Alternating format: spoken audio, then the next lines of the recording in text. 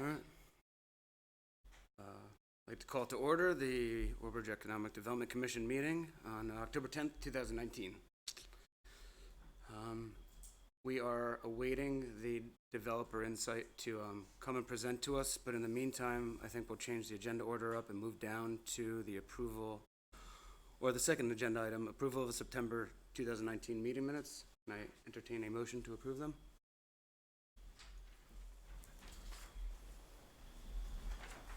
Sean, the motion to approve. Can I get a second? Toby seconded. Any comment or discussion on the minutes? They look accurate to me. Okay. All right. So minutes are approved, and we'll move down. Oh, okay. Can I get a vote to approve the minutes? All in favor? Unanimously approved. All right. So we'll move down to agenda item number 5, which is the review of the Economic Development Commission meeting mission statement and to prioritize our goals for 2019-20.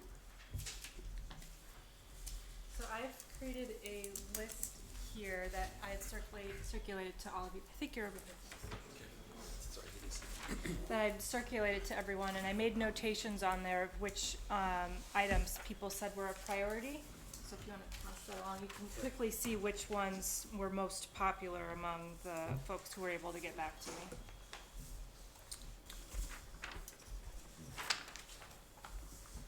For the record, do you want me to read them all? Sure. So it looks like the top 5 items that were prioritized by the commission are the following. A survey of new services and businesses that residents want.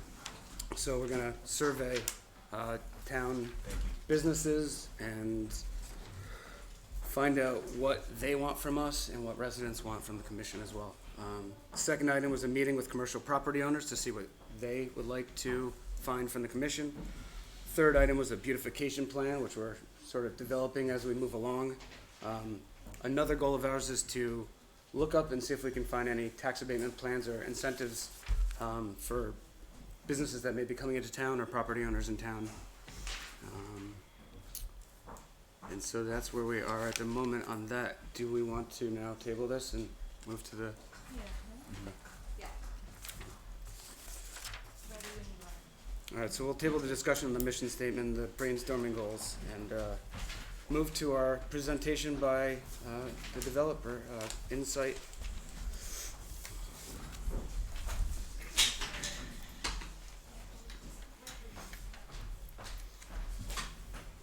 Hey everyone. Hi, welcome.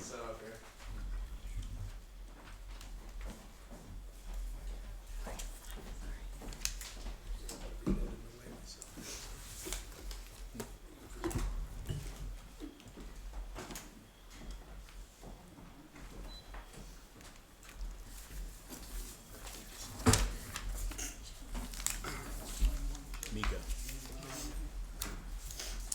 Could have moved over. I think he didn't want to be in the way. We could have shifted slightly.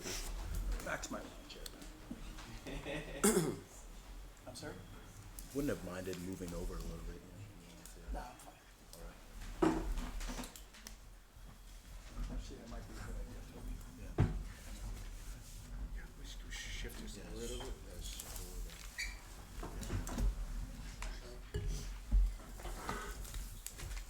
I guess just some housekeeping things before the presentation. Just be respectful of the presenters. We're going to ask everyone for questions after the presentation. When you do speak, please mention your name and your address.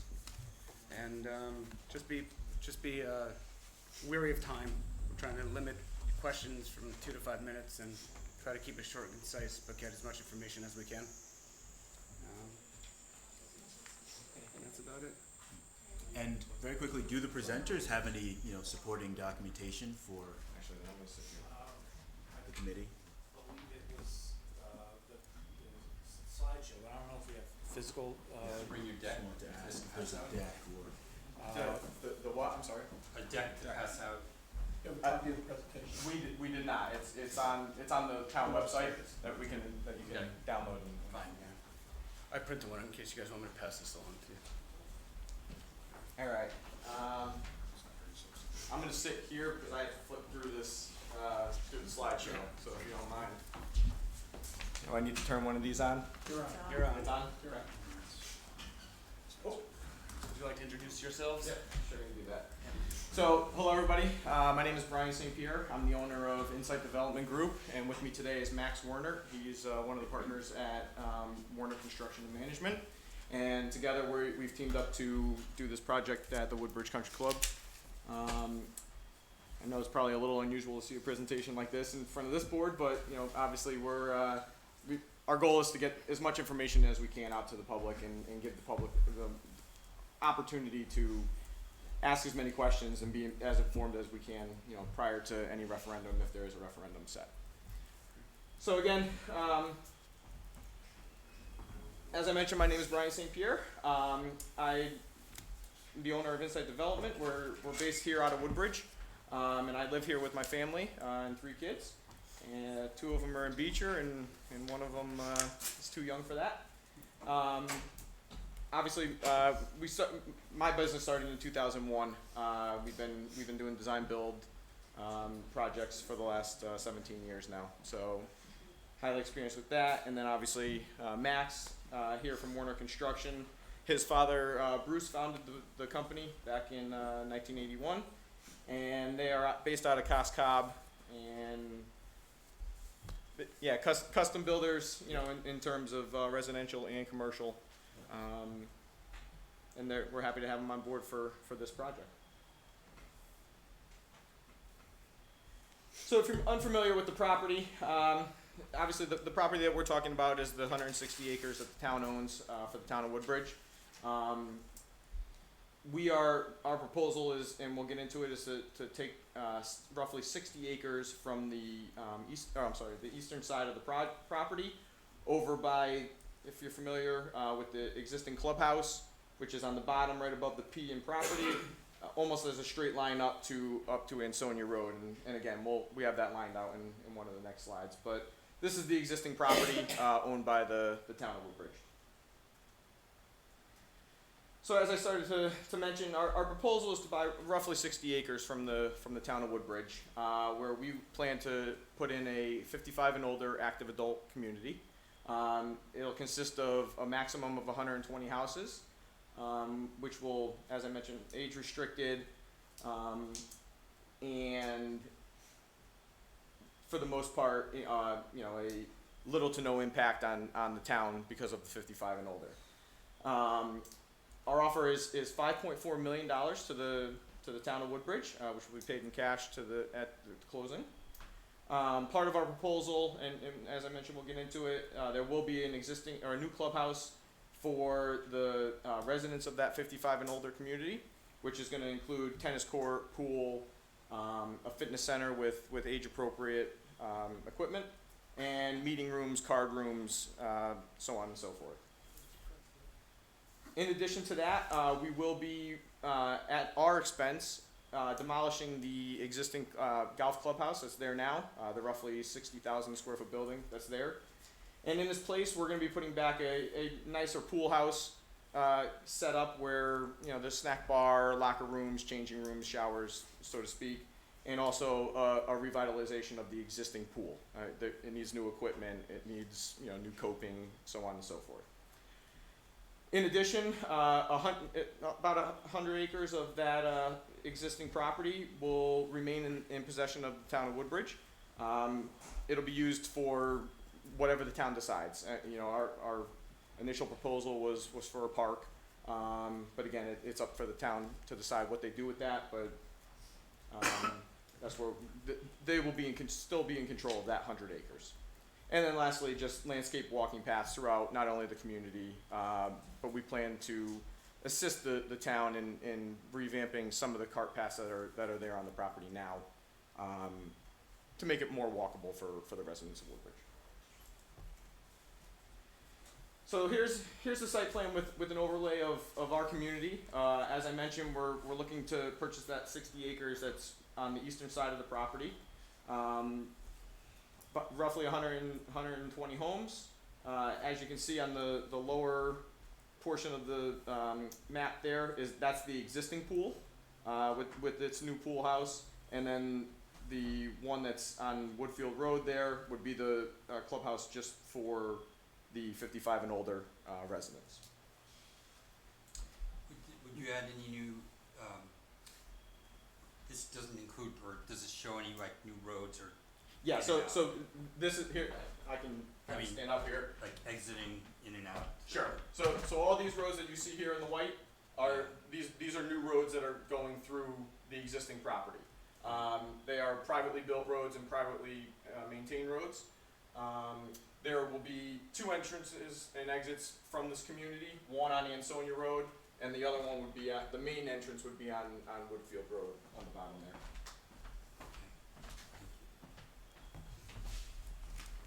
But again, this is it, turned on its access, from the last map, but just give you a blown up idea of what the community would look like.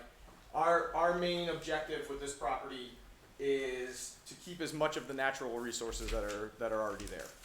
You can tell by this map, we are maintaining and keeping over 90% of the existing trees and natural landscape that's there now. One of the good things about this being a golf course already is we're able to fit the homes into the existing fairways that are already cut, and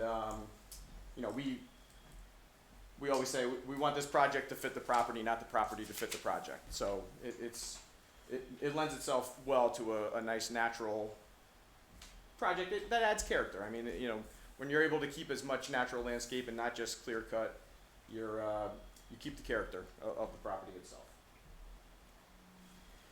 So what I'd like to do is just kind of walk you through, this is kind of we wanted to give everybody an example of the quality and materials and type of project that we're going to be doing with this development. This is an example of the clubhouse that would be for the residents of the 55 and older community. As I mentioned, within this building there'll be meeting spaces. You can see an idea of a fitness center with age-appropriate equipment, card rooms, pool, and then obviously we'll be using the existing tennis courts that are there and converting, obviously remodeling them, and there'll be tennis and pickleball for the 55 and older community. This is an example of what we're doing with the homes. We will be providing roughly 5 different options for this community, 5 different styles, if you will. And within that, each of these homes will be customizable inside and out in terms of materials that they would like to use, colors, so on and so forth. All single level residences. There will be a couple models that have an option for a loft just in case they need an office space or something like that, but for the most part they'll be 1-level homes. Energy efficient, every one of the homes, and maintenance free on the exterior. We intend to use natural materials like stone and so forth, but in terms of siding, we're going to use the hardy, they call it hardy board, it's the cement siding, to keep it maintenance free for the community and keep that upkeep down a little bit. Would this be hooked up to natural gas for heat? Yeah, so this community has natural gas, city sewer, and public water. So they all kind of terminate there on Ansonia Road, and we'll be connecting to those for this project. Again, just more examples of types of finishes that we plan to use for this project. These are a couple examples of projects that Max and I have done. Obviously hardwood floors throughout, granite countertops in the kitchen, marble in the bathroom, so on and so forth. This is the pool house that we're putting back in place of removing the existing clubhouse that's there now. This would be open to the public. This is strictly a town pool, what I would call a town pool. As I mentioned, the building would have a snack bar, small little grill area, a changing rooms, locker rooms, and basically showers to do that.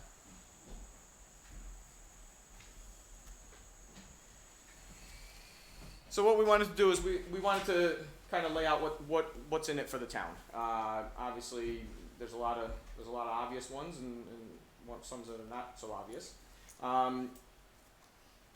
We currently have, as a town, a roughly a $4.2 million debt still on the property from when we purchased it back in 2009. So this purchase price of $5.4 million not only gives the town the opportunity to pay that off, but it also gives them an immediate influx of approximately $1.2 million in additional revenue to be used how they choose. In addition, this property, based off the existing mill rate, would generate approximately 1.7 in new taxes. Again, offsetting future expenditures or paying off current debt that we have on things in town now. In addition, the project's going to generate roughly $500,000 in building permits and fees. Obviously, we need to put in the roads, we need to put in these buildings, and there's building permits that are associated with that, and zoning permits. Also, we'd be removing the existing clubhouse. Our estimations are almost $500,000 just to do that, just based on the sheer mass of the building, and oil tanks are inside, and so on and so forth. But that's done on our dime. We're taking that down.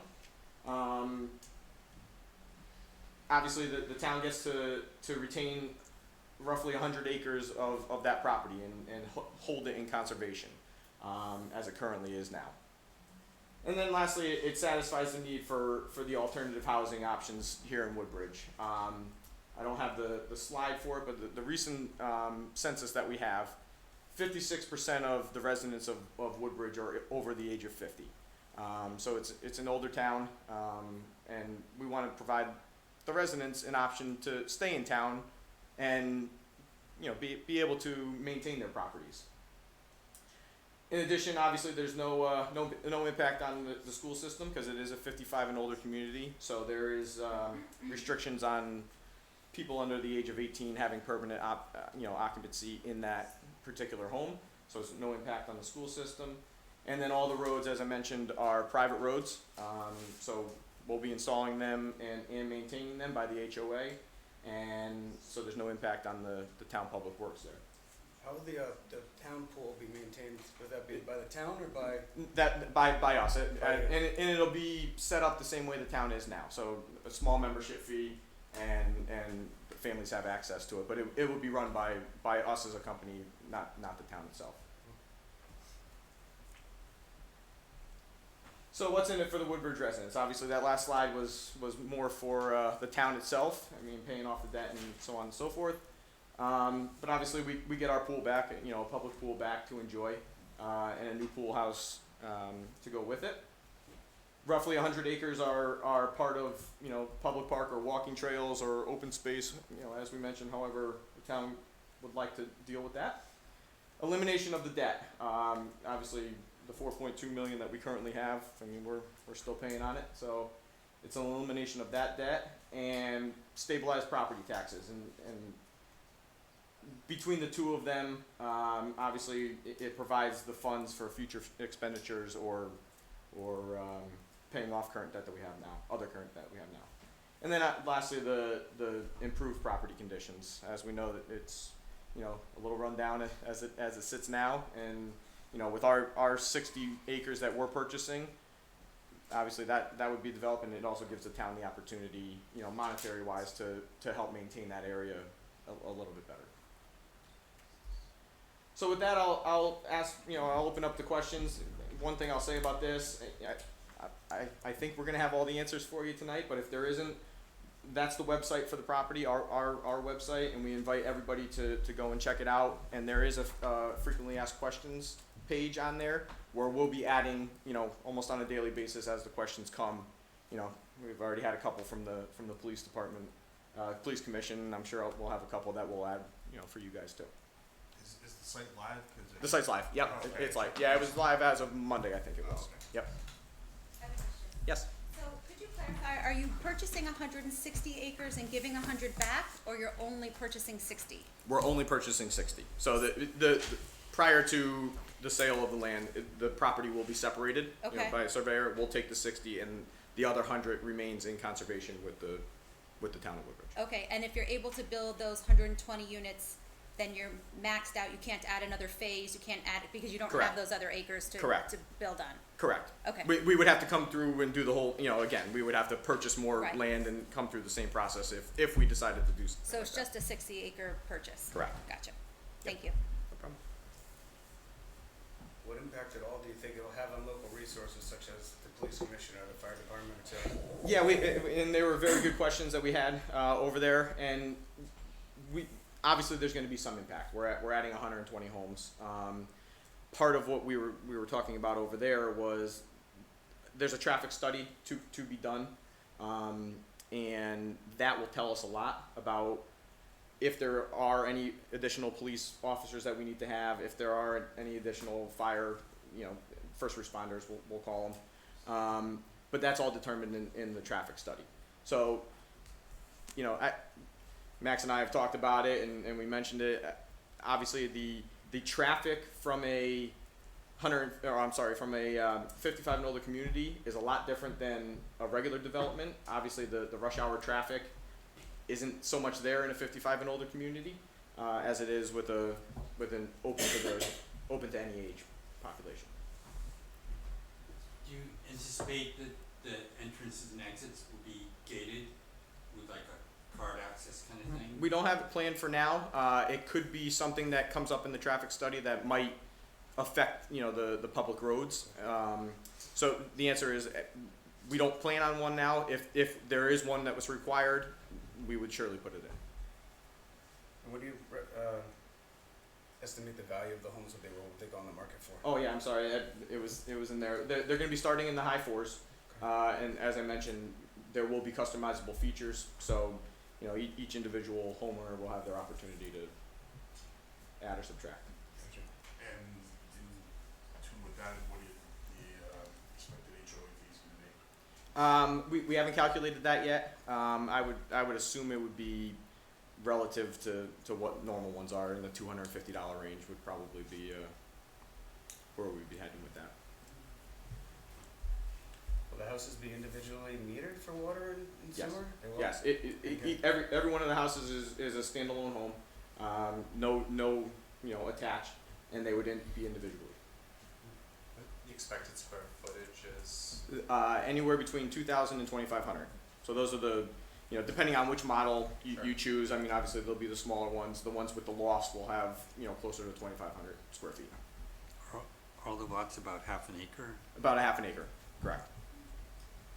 And are you planning, how many do you plan to build before people can move in? Are you doing it, how many phases, or you wanna build everything? Sure. I mean, yeah, obviously, the dream would be to build them all at one time. But our plan is to put in 10 homes, model homes, obviously to start walking potential homeowners through, and then we will build as necessary to keep going. But we're estimating, if you want to call them phases, probably 3 or 4 phases. So groups of So 30-ish, group- 30, 40 at a time? Groups of 20, yeah, we're thinking we could do about 25 a year, or 25, in 9 months kind of thing. So if it's 25 per 9 months, Yeah, 5 years. number of years, 5 About- years. About 5 years. That's our goal. Mm-hmm. And do you think the construction will have any impact on traffic and things like that along Ansonia or Woodfield or? I don't, and that's probably a better question for Max, because he's on the site work side of things, but I think the heavy work is getting the infrastructure in, but again, that's on the plot itself. So there will be natural volume of construction that takes place, but nothing that would consume the traffic patterns that are currently there. A lot of the work's taking place on site, so once it's mobilized and ongoing, there will probably be 3 or 4 week time where we're tying into the streets. And do you think because you're on from the map, the far right side of the property, that you're still tucked away in the woods enough that a lot of the construction noise won't be heard by other local residents? I do. And that's part of the reason that we selected that. That's part of the site. Obviously, it's the furthest away from any homes that are in the area. And Obviously. Ansonia Road right now doesn't have homes nearby. Exactly. Ansonia doesn't have any because of the golf course. And yes, because of the natural landscape from, let me kind of go back here. So from Johnson Road, Yeah, looking up the hill at the development, I've actually stood down there myself and envisioned it. There's probably only 2 or 3 homes that you might actually see rooftop. Everything else is hidden by the existing trees that are there and the hill itself. From Johnson Road, again, we're maintaining as many trees as we can, and it's heavily buffered as it is now. So I believe the impact on Ansonia is going to be very minimal also. and your building hours are, done by 5 or done by 4, again, We would follow the town ordinance on timing. But Yeah, it normal usually day. ranges- 7 to 5, 7 to 6 is. And your expectations for the town pool work would be part of the first phase? Or Yes, so- You're gonna figure out, you gotta tear the entire Correct. clubhouse down, so it wouldn't surprise me if the town pool wasn't until the second phase, because you've gotta rip the old one out, right? Well, yeah, as part of the whole demo phase and site work, that we anticipate that building would come down immediately. And in conjunction with the first 10 homes and obviously the clubhouse for the 55 and older, we need that for leasing center, so on and so forth. Right. We'd be doing that kind of all simultaneously. But I would believe the pool would be in the first, what I would call the first phase. Okay, great. Construction material wise and everything, things will be housed and staged inside the Yeah, property that you're inside the purchasing and not across Woodfield Road in that parking lot or whatever? Absolutely, Is that- absolutely, yeah. There's plenty of space that we can use, including the existing parking lots that are there for the town, the clubhouse now. So is the clubhouse and pool similar to where the tennis courts are now, or still further Exactly, up from there? exactly where it is. Yep. So if you The kind tennis of, courts and the pro shop, all of that? all of that's being removed. Yeah. So that building's being removed, and then where the kind of our entrance from Woodfield into the community is basically between the existing tennis courts and the end of the parking lot that's there now. And that's where the new clubhouse will be? And then that's where the new clubhouse will be. And again, if we need to move the tennis courts, obviously it needs to be completely redone anyway, but. Are you planning a clubhouse that can accommodate large groups or parties, or this is more for just small gatherings, playing cards, or, That's exactly and it. to facilitate Yeah. the tennis and the pool? A smaller facility, I would say no more than 3,000 or 4,000 square feet. So residents won't feel that they're gonna be inundated with weddings and bar mitzvahs and Not anything at all, like that? not at all. Okay. Nope. I remember there was a constructability review earlier this year, and, there are obviously some, things pending. Has anything developed past that? I'm not sure, we've answered a lot of questions in the Board of Selectmen meetings. I'm not sure which ones have actually progressed or not. Obviously, we're still waiting on soil tests. We'll do test borings and things like that to test the nature of the ground there. We'll have the traffic study done. I think those were the 2 major ones. There was also one as related to wetlands. Correct. So, And there was so- underwater waterways, and those, and I believe, if I remember correctly, you adjusted your We did. site plan. So, Sean, to answer your question there, kind of easier if I do it here. The main water or wetlands area, and I don't believe it's described as wetlands. It's really just water flow, the water causeway. It actually goes from the pond that's on the first hole now, that smaller pond, and it's a direct line down to Ansonia Road. So we addressed that when we found out the information. We addressed it and kind of shifted the whole development away from that wetland area so that it had its natural flow. So we, Where's Ansonia Road on that plan? right here. So, if you're looking from Ansonia Road, are you looking uphill at the development? Yes, a little bit uphill. Yep. But as you know, there's only a small gap kind of that's there now.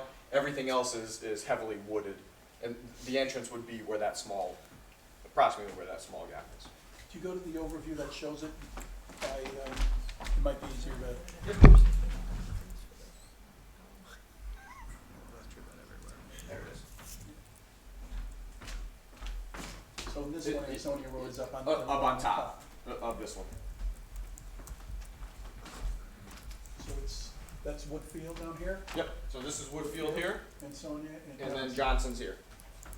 And that's kind of the triangle that the whole property is in. So Ansonia on this one is up on top. And the parkway is, Parkway is right here. This is the Merritt Parkway.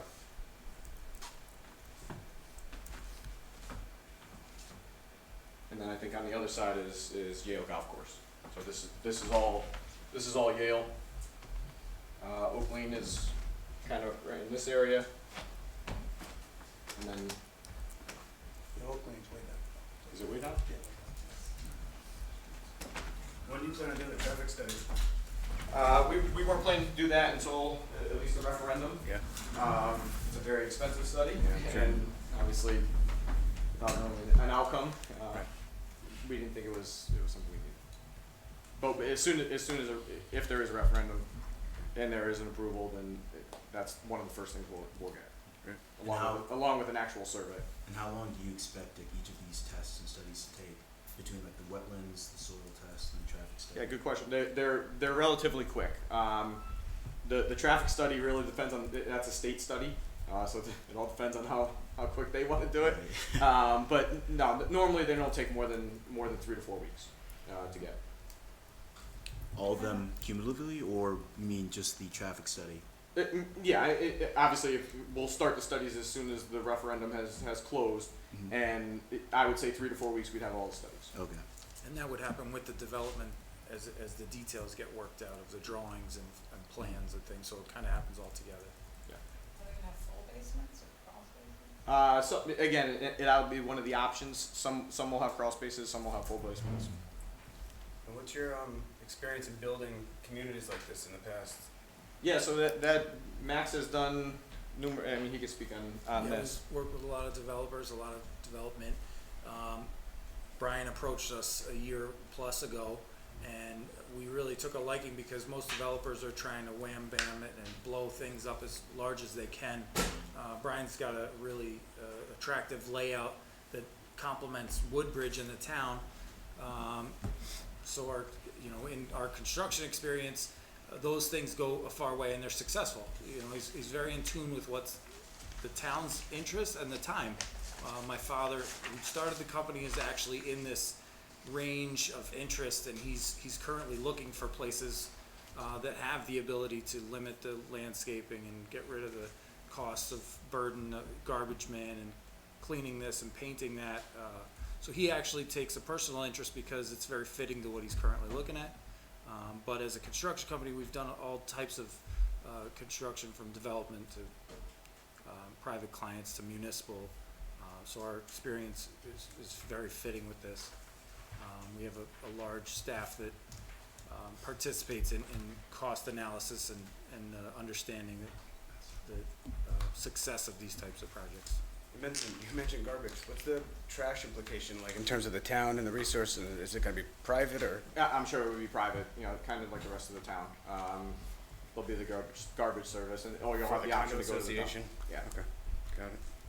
So you mentioned that 1.7 million new taxes would occur due at the current mill rate, Mhm. but you said that you're building 25 houses a phase, so that 1.7 would be in 5 years, correct? At the completion, correct. Okay.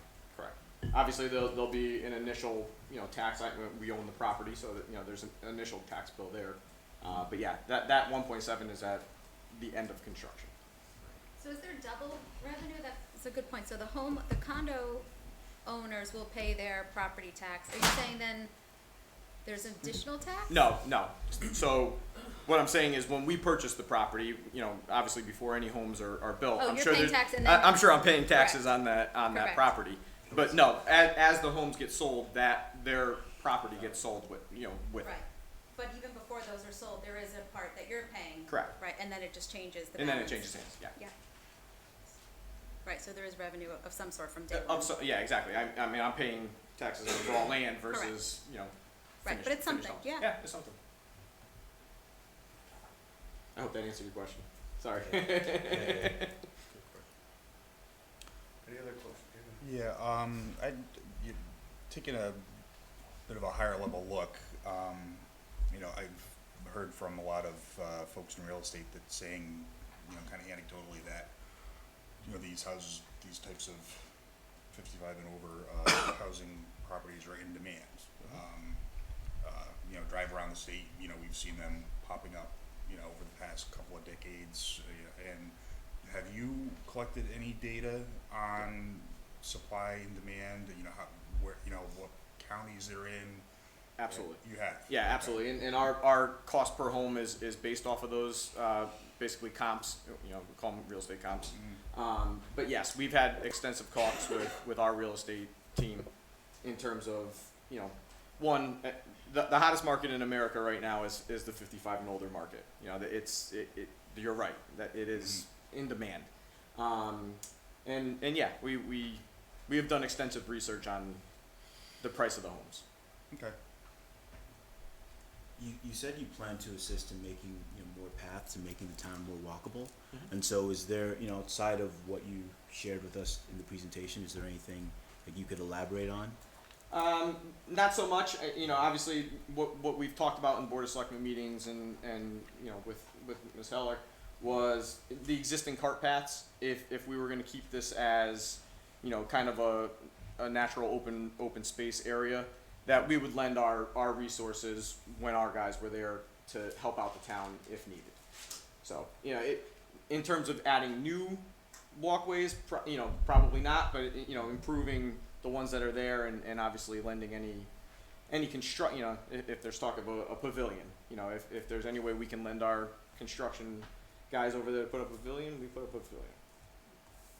But again, all to be determined. You know, nothing is set in stone in terms of price or exactly what we're doing, you know, for the remaining 100 acres. But I live here too. You know, it's, you know, not so much giving back to the town, but, you know, listen, I want it to be beautiful too. I gotta look at it. Right. Anyone else from the commission have any questions? All right, and I guess I'd like to open it up to public comment. Yes, yeah. Please state your name and address when you come up for questions. Hi, my name is Adrienne Michi Smith. I'm ICCI-Smith. I live at 17 Antonia Road, right across the street from the golf course. Full disclosure, I've been a long-time opponent of development of the golf course, and Mr. St. Pierre and I are seeing an awful lot of each other these days. Yes, and we I think are. we're going to continue to see a lot of each other. The question, well, first of all, I won't even go into the zoning issues, but I think that's huge. But getting back to the money, the debt service is costing taxpayers that we owe now $40 a year. It's a size, you know, each. That's it. And in terms of the $1.7 million, we're not going to get that unless all of these homes sell. And I have seen what happened in Orange. That place was a mess for a long time. And we don't even know if they're going to sell for that amount because we have a very depressed market in Woodbridge. And all of us over 55ers cannot afford to sell our homes and move into a place like this. But that's not my question. My question is, what was the $1.2 million? That was the additional revenue from the purchase price. So the town owes 4.2 million. Our offer is for 5.4. So there's an additional million and a half that the town, an immediate influx of that 1.2. Thank you. Yep.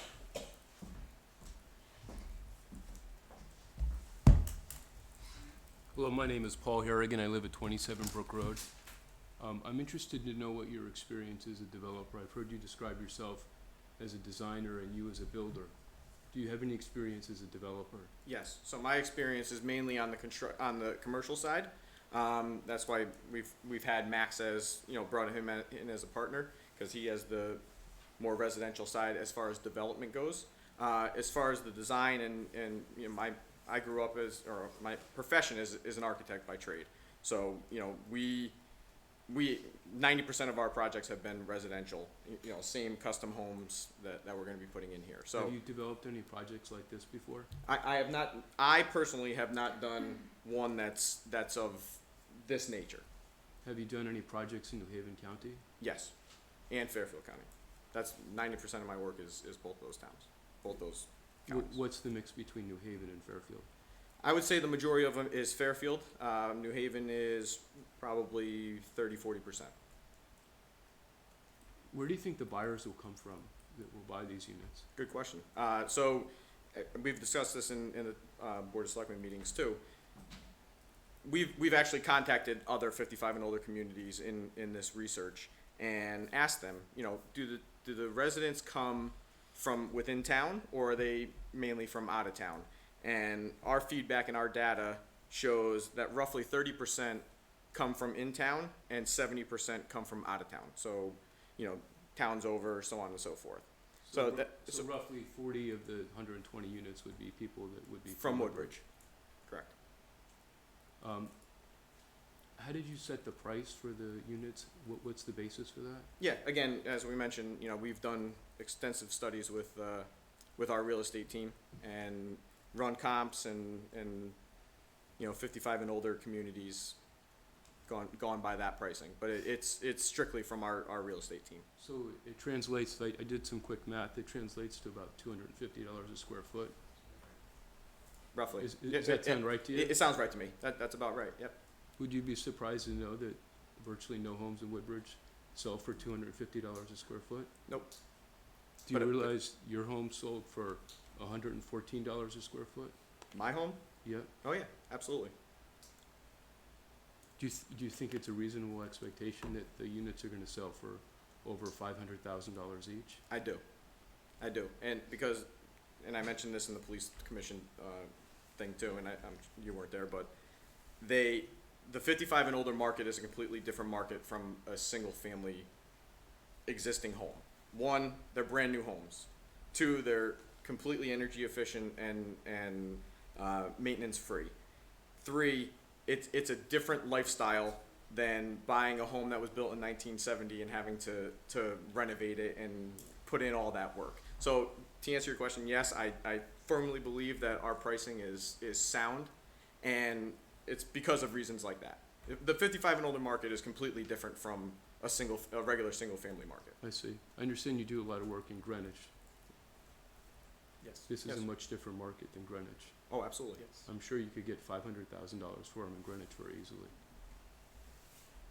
I'm sure. Yep. So, I just don't think that your expectations in terms of the tax revenue to the town is reasonable. If the units were to sell on a more normal square footage basis for Woodbridge, you'd expect them to sell somewhere in the $300,000 to $350,000 range, okay, which means the taxes would be much, much less. I just think the expectations in terms of revenue to the town have been misleading and overstated.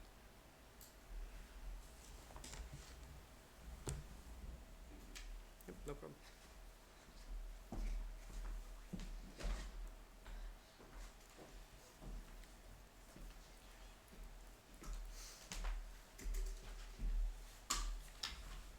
Tim Chegwin, I live at 4 Woodfield Road in Woodbridge. I have a question aligned with that gentleman. I think that to take your data, you don't question your data right now. 30% of the homes come from people who already have property.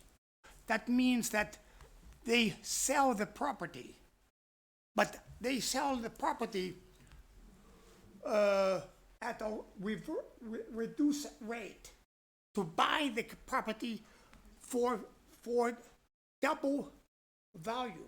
I mean, that doesn't make sense. I mean, unless you fund, unless you create a fund to miraculously correct the balance of supply and demand. I mean,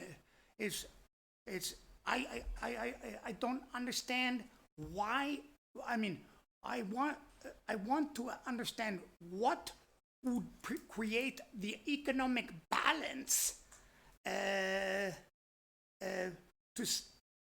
to have 30 houses on the market and then miraculously create 30 houses, where is the math? I guess I don't really understand the question, and that could just be. No, it's probably me, but the essence is the market is depressed right now. Sure. Every realtor we have heard complains about the slowly market of Woodbridge real estate. Now we have 120 more houses to sell. It's too much housing for the community. Just explain that. And I get that goes back to my comment before, where these 55 and older communities are a completely different market from what single family homes are at this time. And trust me, there's a lot of money that we're spending here to build these homes. I don't want to lose my shirt either, so to speak. So we're going off of our data, our research, with knowing that we could sell 120 55 and older homes. And again, as far as the other 30 homes that are selling in Woodbridge, I don't know. I can't give you that answer. I don't know what the market is going to do over the next 5 years. Brian, to Richard's point, would it be possible for you, the information that you have, to Sure. just detail it? Absolutely.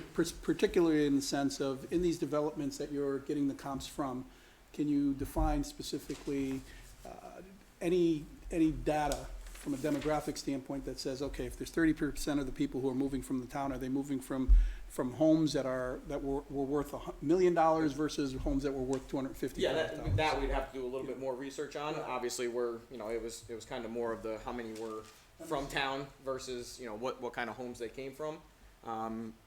But yeah, I mean, we can. I'm glad to show the real estate information that I have currently, with the comps and so on and so forth. But in terms of the price, that would be additional information.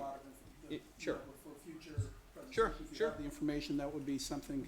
I think what I'm hearing Richard basically say is that if the average home in Woodbridge right now is selling at $300,000, and it takes a lot for us to upgrade into the $450,000, $500,000 range. So just some statistical information that supports what's out there would be very helpful. Absolutely, and happy to do it. Absolutely.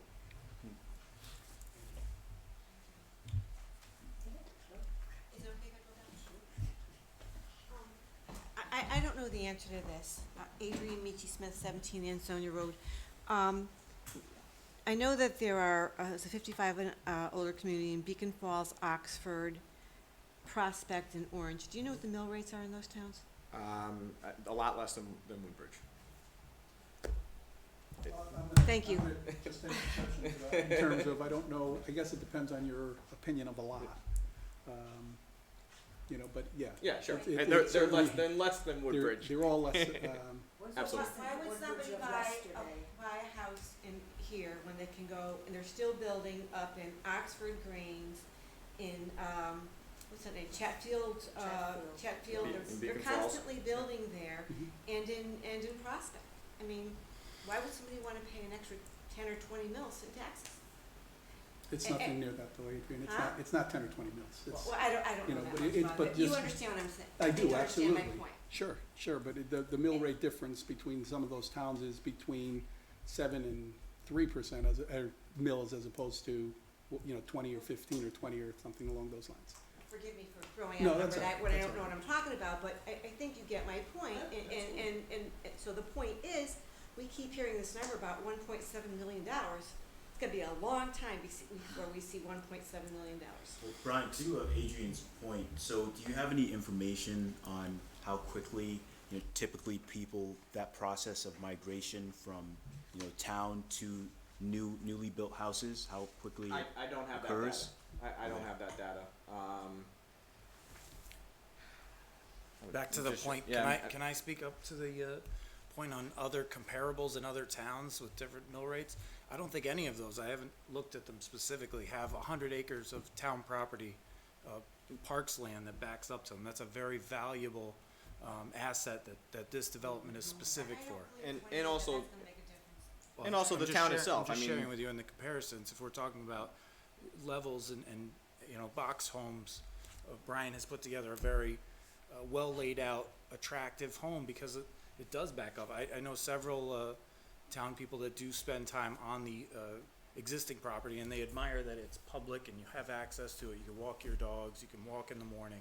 That's a valuable thing for that age group with the time to do that. Do you have any data from Yale or anything like that, from those folks that are looking to buy homes in these sort of communities, to be close to the hospital, close to the community? Do you have any information from local folks that? We currently don't know. Okay. I'm sure that's easily obtainable. Yeah, I would think so. Yeah. The data that you do have, is that Realtor data or Re- state data? Realtor and state. So, Okay. I mean, comes from a realtor, but we've pulled from around the state.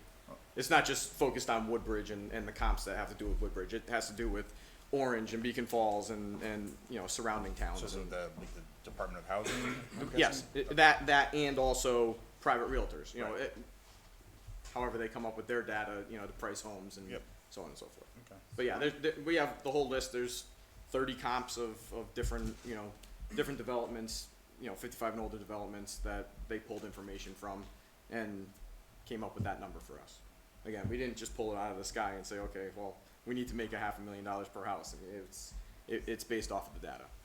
I have a quick question. So, to Brian's earlier point when he was speaking, he was maybe expressed, I'm not going to put words in his mouth, but expressed a little skepticism about, each house maybe selling for $500,000 a unit. And I was just wondering, in previous projects, it does sound like in other towns, like, Greenwich maybe or Fairfield, houses have sold for that amount, correct?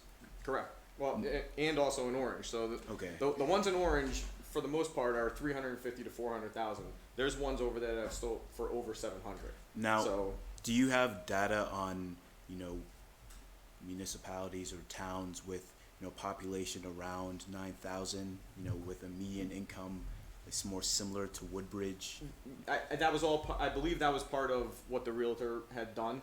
I personally don't have that. I mean, when they came up with that cost per home, that was taken into consideration. Obviously, Right. median income is probably one of the first thing they look at. Right, with right. these. I was So just yeah, wondering if you comparable. had that information. Obviously, and I'm sure that they adjusted it accordingly. In terms of if the median income in Beacon Falls is less than it is here, I'm sure they adjusted that, accordingly. But it may be in the package that I received in terms of per median versus just regular comps.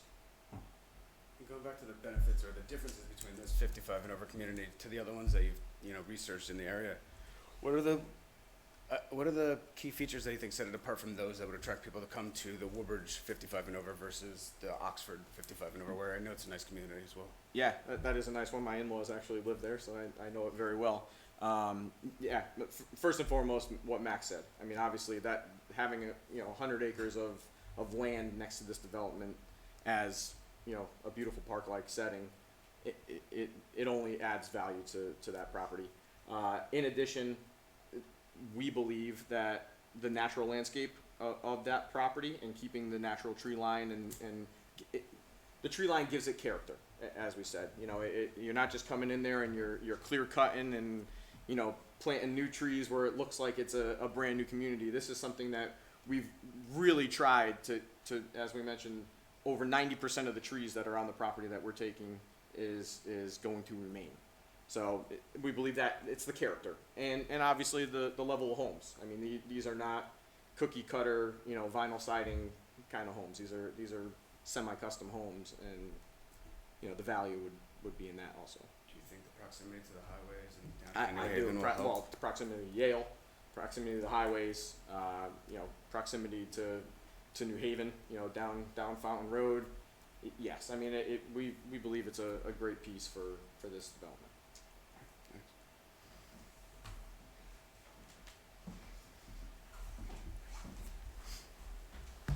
I have a question for you also.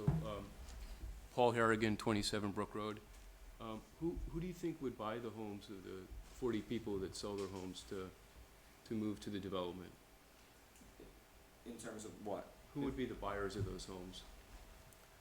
The homes that are being sold. So the Right. folks can move into this community? Right, the people Who would be that the sell buyers? their homes to move into the development. Again, I would assume there'd be a mix of either young families or, you know, husband and wife that wanna be in the town of Woodbridge. So the typical person that buys a house in Woodbridge has 2 to 3 children. So 2 to 3 children for 40 homes, it's 2 to 3 children per home, it's 120 children, additional children in the school system. They don't live in the 55 and older community, but they are in our school systems and the taxpayers have to pay for that. So Sure. we're trading 55 and older people that are gonna sell their homes, 40 homes, and move to the development, and then 40 new families are gonna all of a sudden move into town with 2 to 3 children each. If you even assume on a conservative basis, it's only 2 children each per home of the homes that sell, and you assume a more reasonable expectation in terms of the sale price of the units of, say, $350,000 each, as opposed to 500,000, which seems probably more reasonable. You'd probably be surprised to know that it will cost taxpayers a couple $100,000 a year to approve this development, between the expenses that are incurred in the school system and the revenue that's generated from the development. So, yeah, we're gonna say the same thing, I'm sure, but go ahead, Mika, and then I'll follow up. The one thing I would say about that, because we have had discussions on that at our level as well, is to consider that there are, those folks who are moving out to move into these types of developments are moving anyway. So it's likely that they would move out I and don't believe move- that. Well, you could, over at, I know there's a number of former Woodbridge residents who now live over at Fieldstone in Orange, and we did understand that to be the case.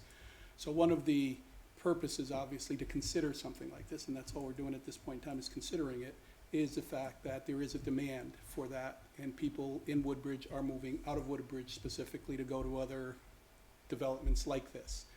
And we're losing that tax revenue, and we're hopeful that that'll maintain here, we'll retain that here. Now, in the meantime, those people who are already doing it, just what you describe is exactly what's happening, and we don't have any other, we're not getting anything for that, and that's one of the reasons that the tax burden has become what it is because of that type of a scenario. So Yeah. it's something to consider. I certainly understand your point, but the other side of that coin is also to consider that a lot of those people would move anyway, and they'd be moving to other communities Yeah, I and don't paying believe taxes that they there. would move anyway. There's people who would stay in their homes.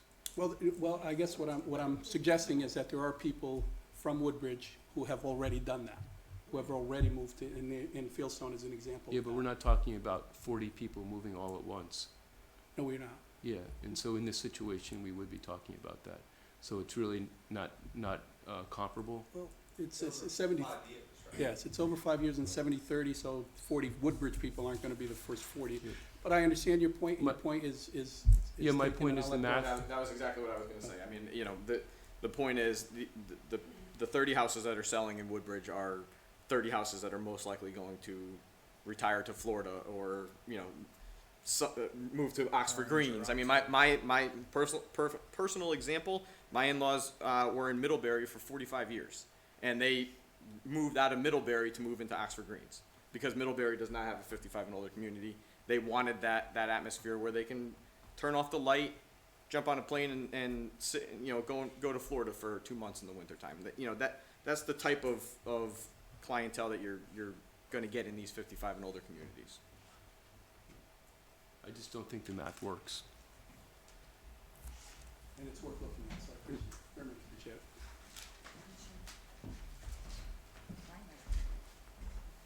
Cheryl Lipson, Brookwood Drive.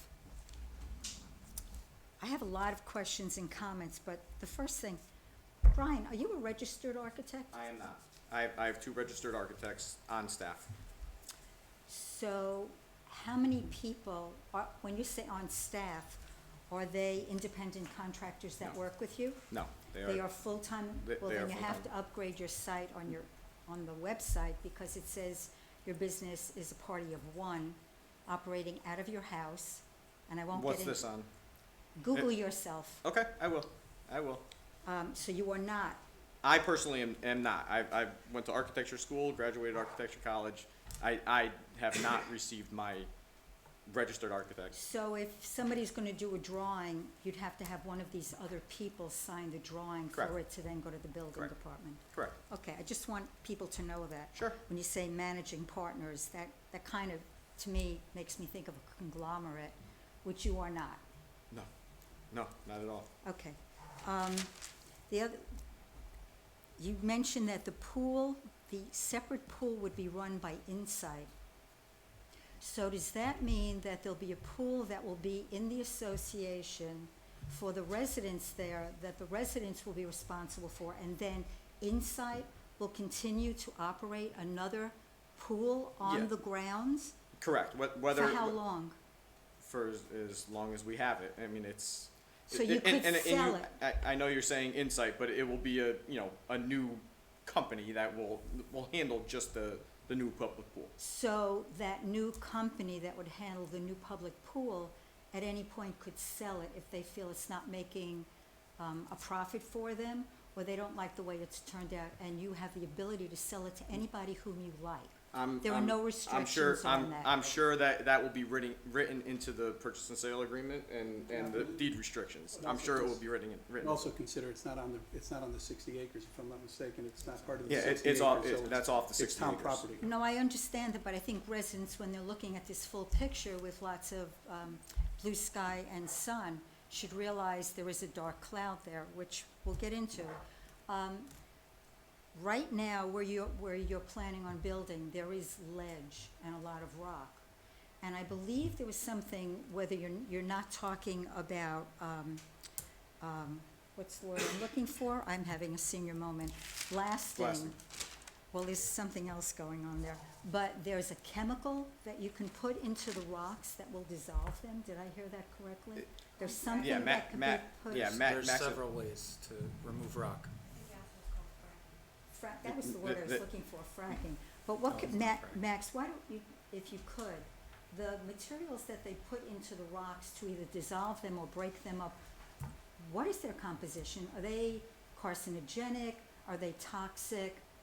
I'm not an expert on And chemicals. So they don't know. Cheryl, before you keep going, that all we did was mention that is an option. There's Fine. So several, we there's did se- not say that is what we are doing. Okay, We've always said There's we're going to several use methods. machines. Okay, but I'm certain that because this is a project, you're not doing this out of love, you want it to come out nice, but you're also there to make money, that you would look for the most cost-effective manner in which to achieve the method so you can go forward.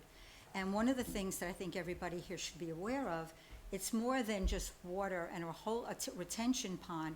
There are underground springs there that then filter down to some of the residents that live on Johnson Road. That's something to take into account, not only because of what might happen in terms of flooded basins, but also we're all on wells. What's going to happen to the wells of these people who have homes over there? The other thing is, that is a statement. I'm just okay. throwing it That's out fine. there. The other thing is, when you talk about building, you're talking, Brian is talking about not upsetting the great trees, and they are wonderful, that are presently on the property. I think people will agree, anybody that has a house, and you start moving stuff, it has an effect on the root system and everything else that's tied into that. So you might have all the best meaning at heart, but what happens is you start killing off root systems, and then the topography on the land changes. So you have trees dying off, and once you have that, you're going to have more runoff, and it's going to change flow. It's going to change what you're going to see visually, and I think it's not going to be this great picture that's being presented, because this park-like setting may not be a park-like setting. That's number one. Number two, our first selectman has already said that there's going to be remediation, because this property has been a golf course for a very long time, and as a golf course, chemicals are used. So I think our town council had said, if you don't do anything to the property, there's no issue with remediation. There is going to be things done for the property. whether you're trying to improve the walking trails, whether you're putting in a bocce court, whether you're trying to put in a pavilion, all these wonderful pie-in-the-sky ideas, which are lovely, are going to affect the property. And if we, the town, owns the remaining 100 acres, we, the town, are going to have to deal with the remediation of that property. Brian has said previously, I'm not going to quote, I'll paraphrase, that InSite would help to lend their resources to help the town repair cart paths and add a pavilion and do things to make this wonderful park-like setting. However, InSite has not said, somebody asked, actually more than one person has asked, are you willing to cough up some money for it? And there was no commitment on that. So, correct me if I'm wrong, they're taking their 60 acres to do what they want on it.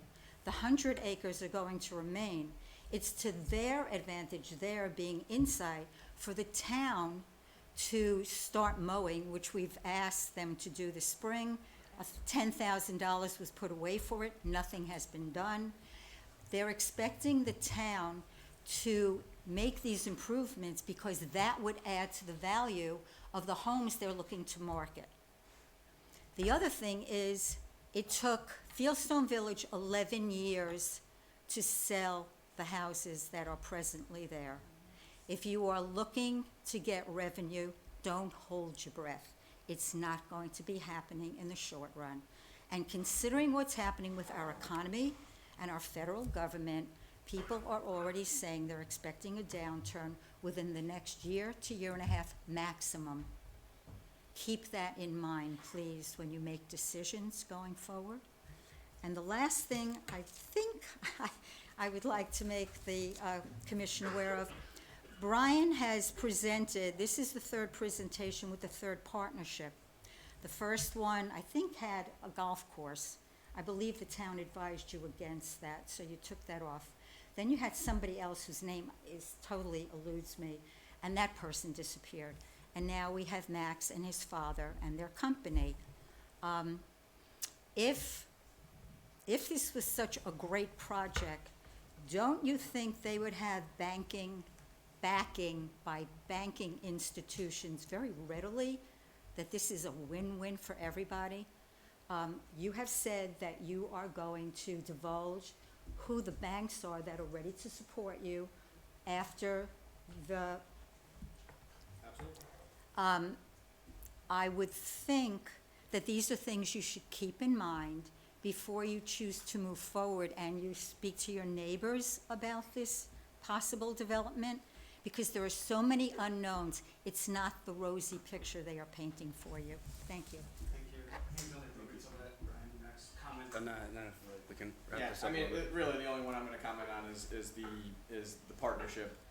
Yes, the original partner that I had on this was in it just for the golf course. That was his role in the project, and when the golf course was eliminated from the project, he was no longer interested in the project.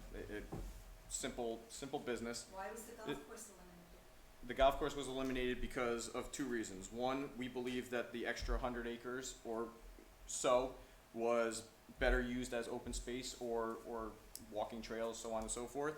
And two, we have 6 golf courses within a 4-mile radius of this piece of property. And just as a pure economics and supply demand on a golf course, we did not think it was a right business move to put in bring the golf course back. I did. You're absolutely right. And that was, as I mentioned 3 years ago when I sat here, it was more of a heartfelt proposal, because I grew up playing that golf course. My brother was the assistant pro at that golf course. I have family members who were members at that golf course, and it meant a lot to me. I actually wanted to bring that golf course back as a personal vendetta, so to speak. I'm not sure if that's the right word, but it was a personal decision when we started it, and then the economics of it became more clear as we discussed. And then the second partner was purely my choice as I mentioned in the Board of Selectmen meeting back in June, I think it was, June or July. we sat down, the most recent one, September, we actually had the opportunity this summer to sit down and really evaluate this whole project. This has been, and Cheryl, you know, it's 3 years of you know, that, you know, and I don't want to say things got scattered, but we had the opportunity to rein everything back in and really evaluate the project on our end as a business. And when I sat down, I realized that my other partner, the second partner, there was an overlap in responsibilities. I was doing the same thing that he was basically doing, and it was important to us to bring in Max and Warner on a construction side, because we needed boots on the ground with somebody who was in the field controlling the actual construction of the project. I'm more back office. Max is going to be the guy sitting in the trailer, you know, with his boots on the ground. So that was my decision. I knew it was going to bring, you know, up controversy because it was another partner, but it was purely a business decision on my part and my point, or my decision only. And Max they are the better partner than the second partner that I have. So what that tells me, and perhaps everybody else here, is there was no complete plan initially. This is called, I'm running by bootstraps and I'm making changes along the way. That would give me great cause before I move forward with anything. Anybody else have any I just questions? wanted Yeah. to bring up one thing for perspective purposes, if I could, in regard to some of what you said. Fieldstone did take 11 years, took a long time, and personally, for whatever it's worth, I do feel 5 years on a project like this is overly ambitious but great. Would be wonderful if it could happen. But in the 11 years since it has occurred, I know that the Selectman Zioli has gone on record in saying that it's been a tremendous project for the town that has now made them, I believe Fieldstone is one of their top 3 taxpayers at this point in time. So there's that perspective to also consider, which is one of the reasons we continue to look at this type of thing to see if it's feasible for our town. In addition, he started that project in 2007, and we had 2008 when the market crashed. I mean, that was, you know, that's mainly the reason it took 11 years. So since this is going to be a 50-50 investment, right, you're equally vested in this, one of the questions that were brought up was, what happens if you don't sell and this project is tanked? Who does the town go after? We have to go after 2 different organizations, and if they do declare bankruptcy, their vendors are going to get paid before the town gets anything back. It's very important we do our due diligence to make sure those times that we consider those types of things. I agree with Cheryl. Thank you. Some things are out of your control, though. I agree. I agree. Can I just say one more time? I'll shut up after. Oh, Adrian, please, No, please. you know, Input is important. You said that, Orange? you know, Orange and what Yes. Mr. Zioli said, the mayor said there, or the first selectman.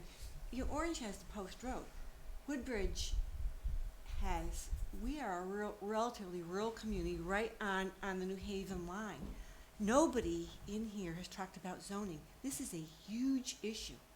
And I don't mean to be just addressing you, I'm sorry, No, but, I understand. you know, you and I have been talking about this stuff. The administration has been for years trying to say that if there's a zoning change there, and I've got a list here actually, if there's a zoning change, there, that there won't, I'm paraphrasing also, there won't be zoning changes in other parts of the town. My husband was on TP&Z for years, and he and Jerry have gone back and forth, back and forth. It's just not true. If we have a zoning change here, it is going to open up, what's the word? It's going to make it, no, not spot zoning, that's not the word. It's going to make it difficult to, if other people wanna sell their property and change the zoning, this is going to be, Precedent. thank you very much. It sets a precedent. And there are we have a lot of properties in town. It's gonna change the nature of this town. Now, Orange is different. Orange has the post road. We don't have anything like that. And I think we need to maintain the character of this town. And, I can't read because I don't have my glasses on, but, Cheryl, give me some glasses, please. maybe I don't have, there is a list of places, but there's Shepherd's Farm, there's Mary Mountain Farm, there's the other golf, yep, huh? Homewood Acres, the place across the street. Oak Lane, that's right. Oak Lane. This is a big deal. I think we really need to keep this in mind. If we want to maintain the character of this town, we have to keep the zoning intact. I'm done. I'm not gonna get up again. I'm not gonna get up again. Sorry. Thank you.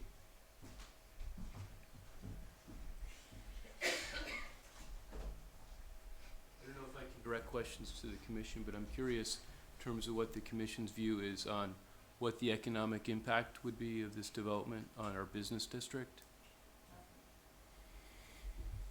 Isn't that your charter? Economic development. Right. Yeah, what would be the impact on our business district?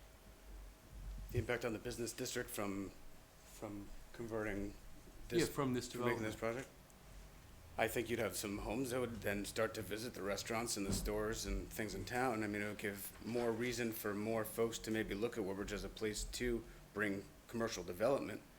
It would give them a reason to fulfill another 120 homes, or actually have another 120 homes that would actually service and serve those areas, would go and shop and be a part of the community in that regard.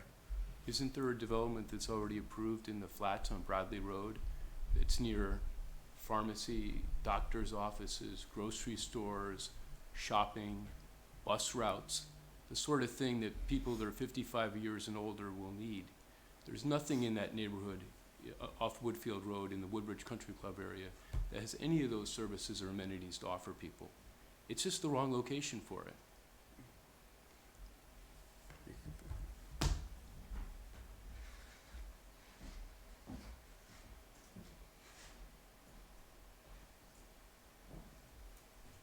Any further comment?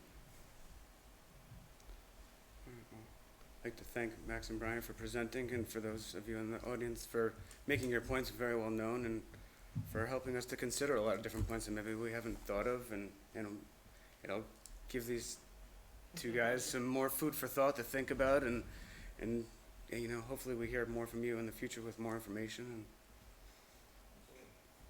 so thank you. Well, thank you very much, everybody. Yes. Nice to meet you. Thank you. And thank you for allowing us to have more than 2 minutes in Who's Counting. You're welcome. And any of you are welcome to stay for the rest of the Economic Development Commission if you'd like. I was gonna say the same thing.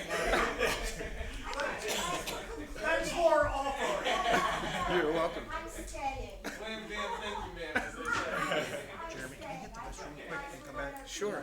Max? Bathroom break. Because I feel that it's so nice, that's the least I can do, stay. Everybody's clean and going. You're just gonna leave in like 30, 40 minutes? No way. Yeah, we've got stuff to talk about. Oh, but you won't be offended if we leave, right? No. Thank you so much. You should watch it on TV when you get home. Yeah, it's on YouTube. Thanks, everybody, for letting us know. No, it was good. Are you related to Kate? Kate Rosner? I think so, actually.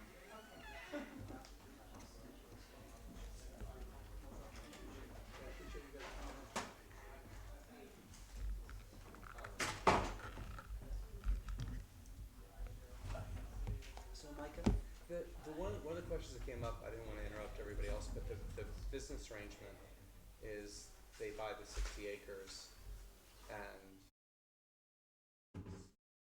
is paid out over time. No, it's a one lump sum, right? So so the risk is the tax revenue into the future, not the actual payback of the current loan. Any project, well, you see Right. what happened, you know, kind of. Well, there's a bankruptcy risk, right? Correct.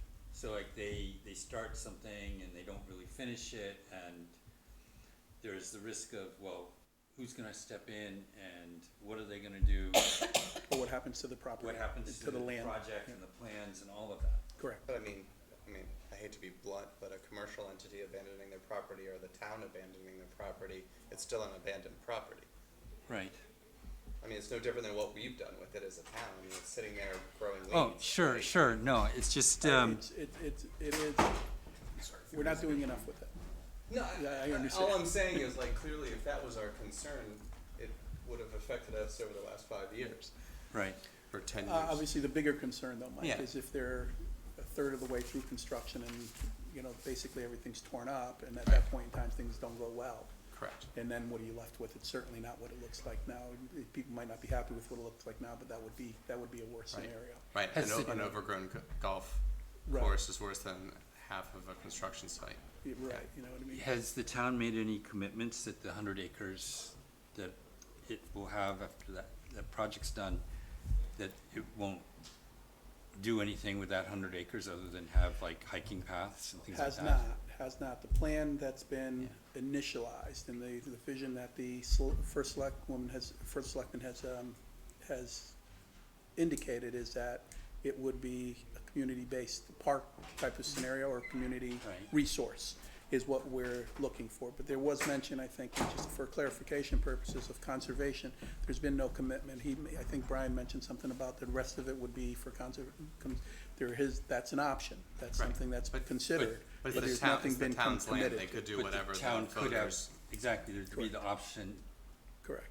maybe it's not a high maybe it's a very low probability, but maybe there could be another way to raise additional monies with a different kind of development there. It's certainly a possibility, yes.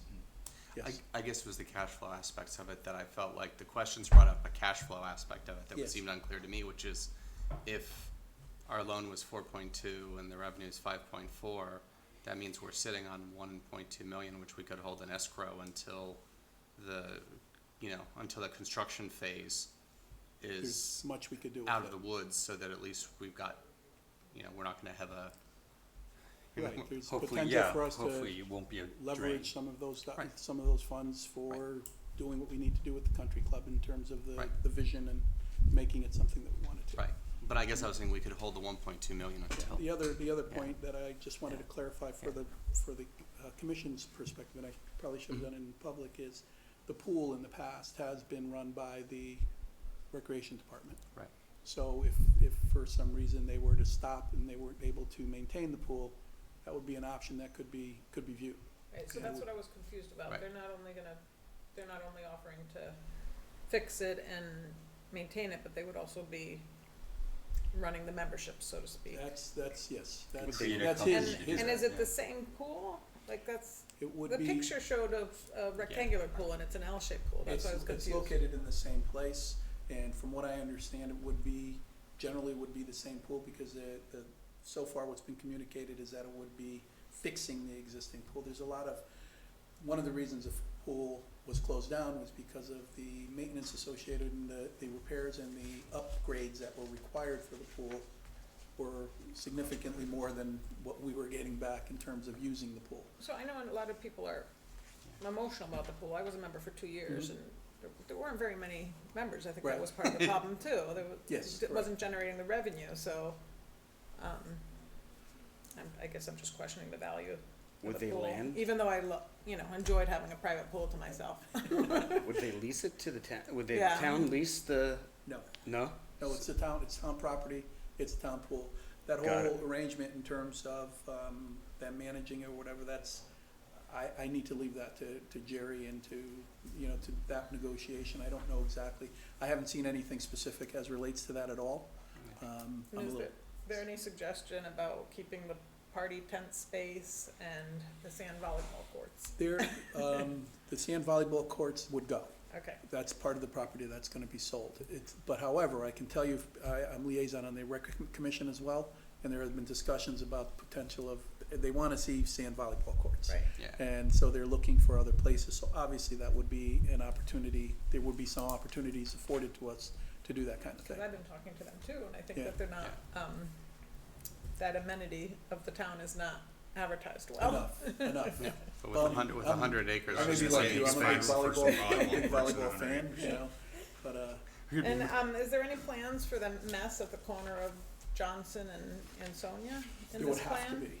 No, in It terms would of the be part plan, of the- until they do the traffic studies, until they. No, I mean, not the mess of Wim- the you mean the intersection, Wimbledon but courts? the mess of the old, Tennis courts? snack bar or whatever that is, and the old tennis courts. It's just like the a, old grass courts are around Johnson Road. it's The it's a tennis courts, visible, that becomes part of their property, so, it's not, yeah, I believe they The come all the Johnson way, Road side? they come all the way to Johnson Oh, Road, they if you do? remember that picture. Okay. That piece of property comes, that 60 acres comes all the way there.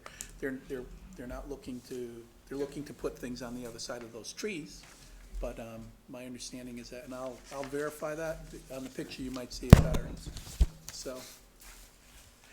Yeah, be careful with the microphones, they do impact. and have they done any renderings from the Ansonia Road view of the No. development? No, I haven't seen anything like that. The, Their just, website has a and bunch if of you're not information familiar, too, and through that site. I'm not, I'm not the expert on this at all, but if you're not familiar with the particular, obviously, they're not reluctant, but there's really no, benefit for them to do the most expensive portions of the testings. Everything that he talked about, until such time as they know the town wants to move forward with it, and that's only done after a referendum, because the town folks have to decide. So a lot of what you're describing would be, what they would do and how they would do it. But anything that's on that 60 acres, obviously, they're gonna clean up and make nice for their residents. And I do believe that the tennis courts in that area you're talking about, Cleo, are part of that. No, I mean, it's the opposite end of where the Oh, you're development talking is. about the par 5 on the other side near Johnson Road. Johnson Yeah. Road, where the Oh, grass courts were. Yeah. That's up to the town. That's Right, it. so that's- And, okay. and I'd like to think, yes, we are gonna do something about that, particularly if we have. It'll be a nice place to enter into the parks if that was like a Are spot, that side of it. developers going to, Yeah. purchase any kind of, I don't know. Our interests are not necessarily aligned with the developers. Correct. If there's a failure on the part of the developers, it'll be a little bit of a headache for us. So it'd be nice if we ask them as part of this, that they, maybe get some kind of insurance on the case that their performance they don't come through on their end. That there would be some kind of financial, hedge on our part, so that it wouldn't be just a complete That's- negative on our part. It's a great point, and it's one that I'm hopeful, Betsy, you might be able to take back to Beth and Jerry Yeah. and see exactly what can be incorporated. You I'm guys su- had great I'm sure questions. that takes place in like New York City or whatever, if you're gonna be building a building. Is that along the line of what Jerry was saying about having the right of first refusal to buy it back? No, that's one of the things that he's already did say that. Yeah. That's one of I- the stipulations, Brooks. just I so wanna you be at know. a higher level and just Yeah. say, the exact mechanism, I prefer not to define, but just this whole strategy be, I want a chunk of money if this thing, To hold an escrow? yeah, if this thing No, not even. fails, escrow, right. I'd want maybe some kind of insurance. A bond We payment pay or for something. insurance so that if something goes wrong, or they pay for So- insurance. so, if yeah, something so it's goes some- terribly it- wrong, Yeah, you get it doesn't So you've mean- at least got some funding or some money to Something, yeah. remediate, Yeah, you know. ideally, something like- you'd be fully offset and you could be able to continue to finish the project to its end and all of that stuff. But, maybe that's in the negotiation, how close you can get to that end versus how far away you can. But it would be nice it'd be terrible not to even bring it up. Right, that's or not exactly, to that's get why I'm thinking it's. any kind of monies if they fail. So, It's a great point, good point. and I do know that they're in conversations, so it would be something that Betsy can get to the people who are. yeah. The effect on the business community is an interesting one, because with It is. 120 houses, especially, I mean, I think the part that was interesting is some of the macro trends for the senior community, because I do think that they're gonna pull people in from different communities. And if they're buying into $400,000 or $500,000 houses, by definition, they're affluent. And those people are gonna patronize Woodbridge businesses as well as everybody in the area, I would imagine. So you've gotta believe that there's gonna be some noticeable bump. I mean, 120 houses in a town our size is, that's 5%. As EDC, one area I would like to, I would suggest you explore is the project that was projected to be done down in the village area. which was which is also an over 55. Yeah. And it might be helpful, Jeremy, if we can, and Betsy, if we can arrange for someone to give us a little bit more information on that, so we can flesh that out a little bit They've and moved away from that project and they're looking at other options. completely. Last I heard, yes. Okay. The owners of the property down there? Oh, okay. I know they were looking for some zoning changes at one point in time. I didn't know if it's more than that or not. I'm not sure that they need zoning changes, but last I heard, they were not going to pursue the housing. Okay. When I say zoning changes, I mean like even over 55 element of it, so, okay. And then when that project was approved, is there a timeline by which they have to start developing by? I mean, I know they've lost their They- funding and everything, but. There was an extension granted, I believe it was last year, and I don't remember how long, but it was an extension granted. But you're right, there was a time frame.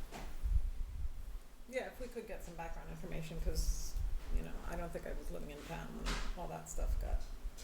But they're not pursuing it. Okay. So, They're looking at doing something that's not housing. Okay, thank you. Alright, I guess we can move on to our last agenda item, which is, review our EDC mission statement and prioritize goals for the fiscal year 2019-20. Beth, did you ever draft from It's in the minutes?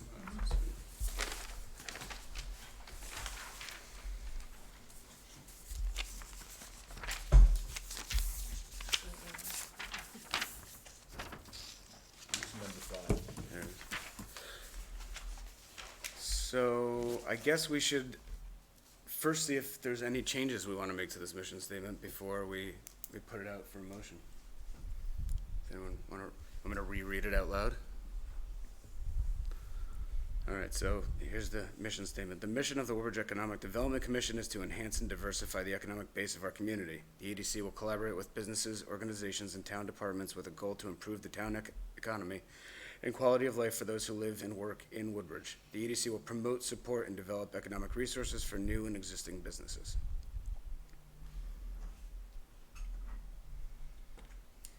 So I mean, where we left off last, I think we were all feeling pretty good about it.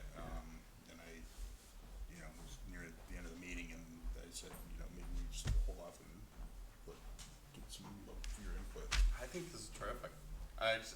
When I had gotten to the email, and I think it's very concise and good. The only part that I, for a second, balked at was saying people who live and work in Woodbridge, because I always feel like there's this tension between us being the, you know, our job isn't distinctly to make living in Woodbridge better, though we all do, so we kind of do want Woodbridge to be nicer. That's not, I don't think, the job of the commission, but, you know, it's I think it's fine. I wouldn't remove it, you know, it just makes me check myself some, because I think one of the questions that we're gonna run into perpetually here is, you know, if people like living in Woodbridge, they'll start businesses here. But that's a whole lot of tangential jumps to say, if Woodbridge was a great place to live in, will that help economic activity? That seems like a pretty far throw to me, but it reads well. And I think it's not a big deal. Should we say who live and work in and visit? Or something along those lines, so it incorporates those visiting our town from other communities and things like that to enhance the experience of visiting our town? You might want to entice people to visit, but I don't know that you want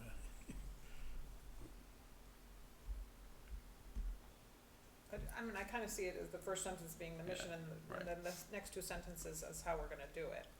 So, Yeah. I mean, Right, and if we're the last sentence is, if we're promoting economic resources for new and existing businesses, that's promoting visitors, right? I mean, Yeah.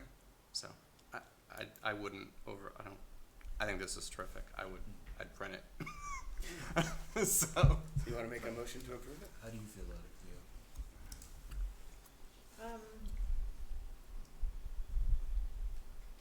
I mean, I think it could be more concise, but this covers everything, so. I mean, I missed a lot of the discussion at your last I'm sorry, meeting, let me be so clear. I'm sorry. I don't want a T-shirt with it, Yeah. but as far as mission statements go, we ordered you a T-shirt. If we could, I mean, we looked at other towns as well, and some were more lengthy, some were more concise, and I think it just is this kind of fit, like a median kind of range.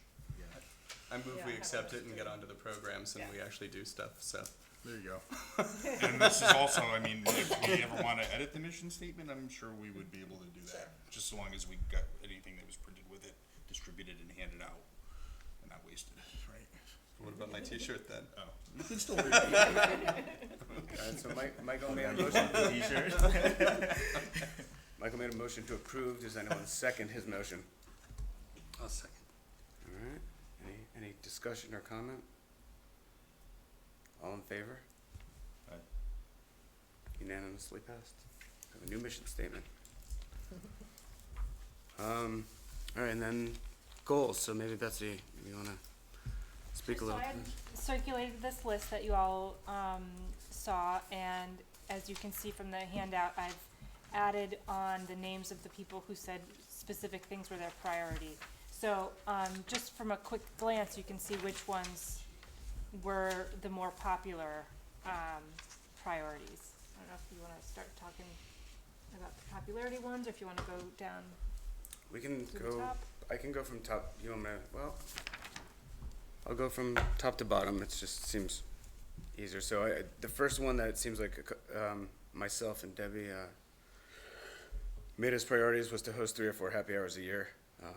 Debbie's not here, but I personally think, you know, it's important to be able to get business owners and property owners and even residents together, where we sort of bring them together and we can meet folks in the business district and who may own home businesses or whatever it may be. So I just think it's a nice opportunity. It's a way for us to get out to the community and actually do something physical with folks in town, socialize and things like that. The second prioritized item was organized business sector meetings. So this would be daycare, child-focused businesses, retail and restaurant, home-based businesses, professional services, artists, and commercial property owners. It looks like Sean and Debbie said that commercial property owners would be a big priority to them. I tend to agree. Does anyone have any thoughts on that? Personally, Right now you're doing, which kind of meetings have you done? So I've started a monthly meeting for retail, restaurant, and service-based businesses. The third one of those meetings will be next week. Yesterday I had my first meeting for wellness professionals, and it was great. There were, I think, 11 businesses represented. I thought it would be good if I got 5 people. We almost ran out of chairs. And they were so excited, they want to do it monthly. So it kind of goes back to your point about the happy hours. People seem to be really hungry for this networking opportunity and to meet other people in their field. But I feel like the commercial property owners would be a different meeting, would be more about, I think what you wanted to hear, Jeremy, was what were their goals, frustrations, plans, what can we, so I think it would be a different type of meeting from a networking type thing. Maybe more like a lunchtime. instead lunch of or a a happy breakfast hour. or something. Yeah, breakfast or something like that. We just get some folks together and just, I think it'd be a nice roundtable session to just discuss with a different sector of the town. The next item that was prioritized was to create this beautification plan, and 3 of us supported that. And I think my opinion, I want to continue what the previous commissions have been trying to do in terms of beautifying the town and wayfinding and things like that. And I think Betsy has some really good ideas of how we could, with minimal impact on our purse strings, we can do some noticeable beautification of the town through flowers or signs or sponsoring this and that. I think there's a lot of different options, and I think we can get something like that done. And then examples you may were, daffodils or daylilies, or adopt a sign sort of area, or adopt a little corner of that's town-owned land. So that's what that item is. And then the next item on here is to review tax abatements. It's sort of a longer-term goal, I think, but it seems like we have 5 of us that have sort of made that a priority, which is definitely a majority of the commission, so, you know, through Betsy's help, I know she's done a lot of research already, we can sort of identify maybe some options that we can discuss and put a plan behind and then present to the selectmen and see if we can come up with some ways to entice businesses to do some beautifications or store facades or whatever it may be. I think it's a great goal for us to try to pursue. Did you purposely skip the one at the top? I guess so. No, not purposely. The survey was popular. Yeah, 4. I guess I missed it. Second The- one from the top. Survey. Oh, sorry. I missed that whole part. So, there we go. So, yeah, let's go over the whole top piece. The comprehensive research into business conditions in the town. Is that sort of the same as, is that a survey as well? I don't know, this is something, Toby, I think you brought this up last month, right? How were you envisioning this? So, and is this regarding the comprehensive research into business conditions of the town? Yeah. So, suppose that depends. I don't have my actual past materials with me, but from what I gather, from what I remember, I know that I did want more research to be done into what currently exists in the town regarding the businesses, and then I also wanted to have an understanding of like the services that townspeople wanted, and then I wanted to see if there was a way to meet that need by, you know, producing stuff that could be beneficial to, you know, prospective business owners or existing business owners, such as, you know, increasing information about the grants or, you know, tax abatement or, you know, something essentially to meet that need, from what I remember at least. There's your question. Do you guys think it would be a good idea if we put together a one-pager, and when you go meet with the various sectors in town, we can actually, we're face-to-face, we can hand those out, and if we're meeting with 50 different businesses over a course of a month or so, we could get 50 surveys filled out, which would give us some good insight. And at least it's direct, we're not relying on people coming to the website to fill them out and things like that. We can actually hand them to them while they're sitting there, and they can take the 5 minutes and fill it out, and at the end of the meeting, they can give it to Betsy and we can go over them. But to be clear, I'm not even necessarily sure that we need to do comprehensive research because, you know, there's only, you know, one person prioritizing it. Like, it seems to me like, you know, we have a lot of people prioritizing review tax abatements and then, you know, survey of new services, and then, you know, the creation of a beautification group or plan, you know? But I think the flip side of this is that we need to keep the pulse on the businesses, right? And we want to have a quantitative way that when we talk to the Board of Selectmen about any of our programs, the ability to say, we have a program where we're gathering data from our businesses. I mean, I'm just thinking of Betsy's presentation, even though as she aptly stated, it's not statistically significant with whatever it was, 14 responses. It's still, you know, I feel like we almost have a responsibility to be gathering feedback from the businesses in some structured way, and trying to turn that into either support or gaps for our programs. I think that's just got to be part of a heartbeat of what we're doing. Yeah, and I think we all agree with that. Yeah, I mean, I think your idea is a good one. We actually have the Yeah. vehicle to actually Right. get it done, Just because gotta do these more. meetings are right there, so. I would make a suggestion if we, you know, if we go the hard copy route, I mean, that might be a great, entry into this, but then we just immediately segue into doing it online. Yeah. So we can easily get the data into a spreadsheet. Oh, yeah. So the next item was survey new services that residents want, and that goes more towards putting a survey up on the website and trying to invite people from the town to go to the website and fill out that survey. And you sort of expanded on that in your email to me, to not only what do residents want, but what do residents want from the EDC? I think we need to put ourselves out there and find out what people expect from us, what we can give them and things like that, so. And I think I've told a couple of you guys this. My father-in-law was head of the United Way in the Northern Berkshires, and they did something similar called the Berkshire Navigator, where they went out and did a bunch of research with one of the local universities, and it was all about what are the businesses, what are the trends, what are the needs of the people, and it ended up being kind of a touchstone for everybody, because it showed a lot of stuff about them needing more services for young kids, and needing more services for certain segments, and they were able to use it to aim their tax incentive programs. So I think that if we found out that there were huge gaps, or people tell us, you know, hey, for all of this stuff, we're always going to Orange and we love a place in Woodbridge, that would be a heck of a reason to abate the taxes for someone to go open up that business in Woodbridge, right? I mean, Yeah. so. So I guess the task on us would just be how to drive people to the site to fill out that survey so we can get an ample, you know, sample size. Quincy, what was your board results of the trail survey that was put out in terms of I got penetration? more than 100, but probably less than 150. And it was mostly people who use the trails frequently, so it's sort of a self-selecting population.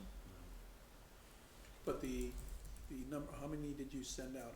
How many are on the mailing list that would have received it?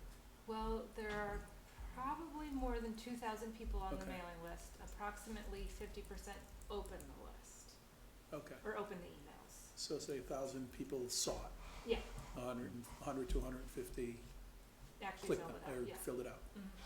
10%, It's 15? a decent response. Brian. Yeah. So, if you use the same list, obviously, if you get that kind of a response, you can at least, you can determine, at least have a sense for what you can expect What if we do physical surveying on top of it. at the Fallapalooza and a couple of well-timed Beecher events? That ice cream social at Beecher, we could have gotten 2,000 people. So, yeah, if we did it at the Hoot, we could. Parents are too busy watching where their children are, or their children are lost and trying to find them. Right. May be useful to like begin trying to think about the projects we can do for our our 3 top prioritized, you know, items. So I think number 1 was review tax abatements.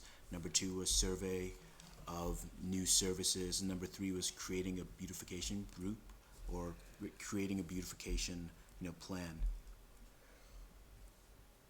So it might be useful. It's really hard to choose just 5. It is hard. But I think, so we don't keep, so we stay focused on a number of items, I think we should definitely try to at least pick the top 5. So, I shared with Betsy a link, I think. I went to the Community Foundation's, conference on economic inclusion last week, or I think it was, and, Data Haven has done a huge amount of research for the whole greater New Haven area.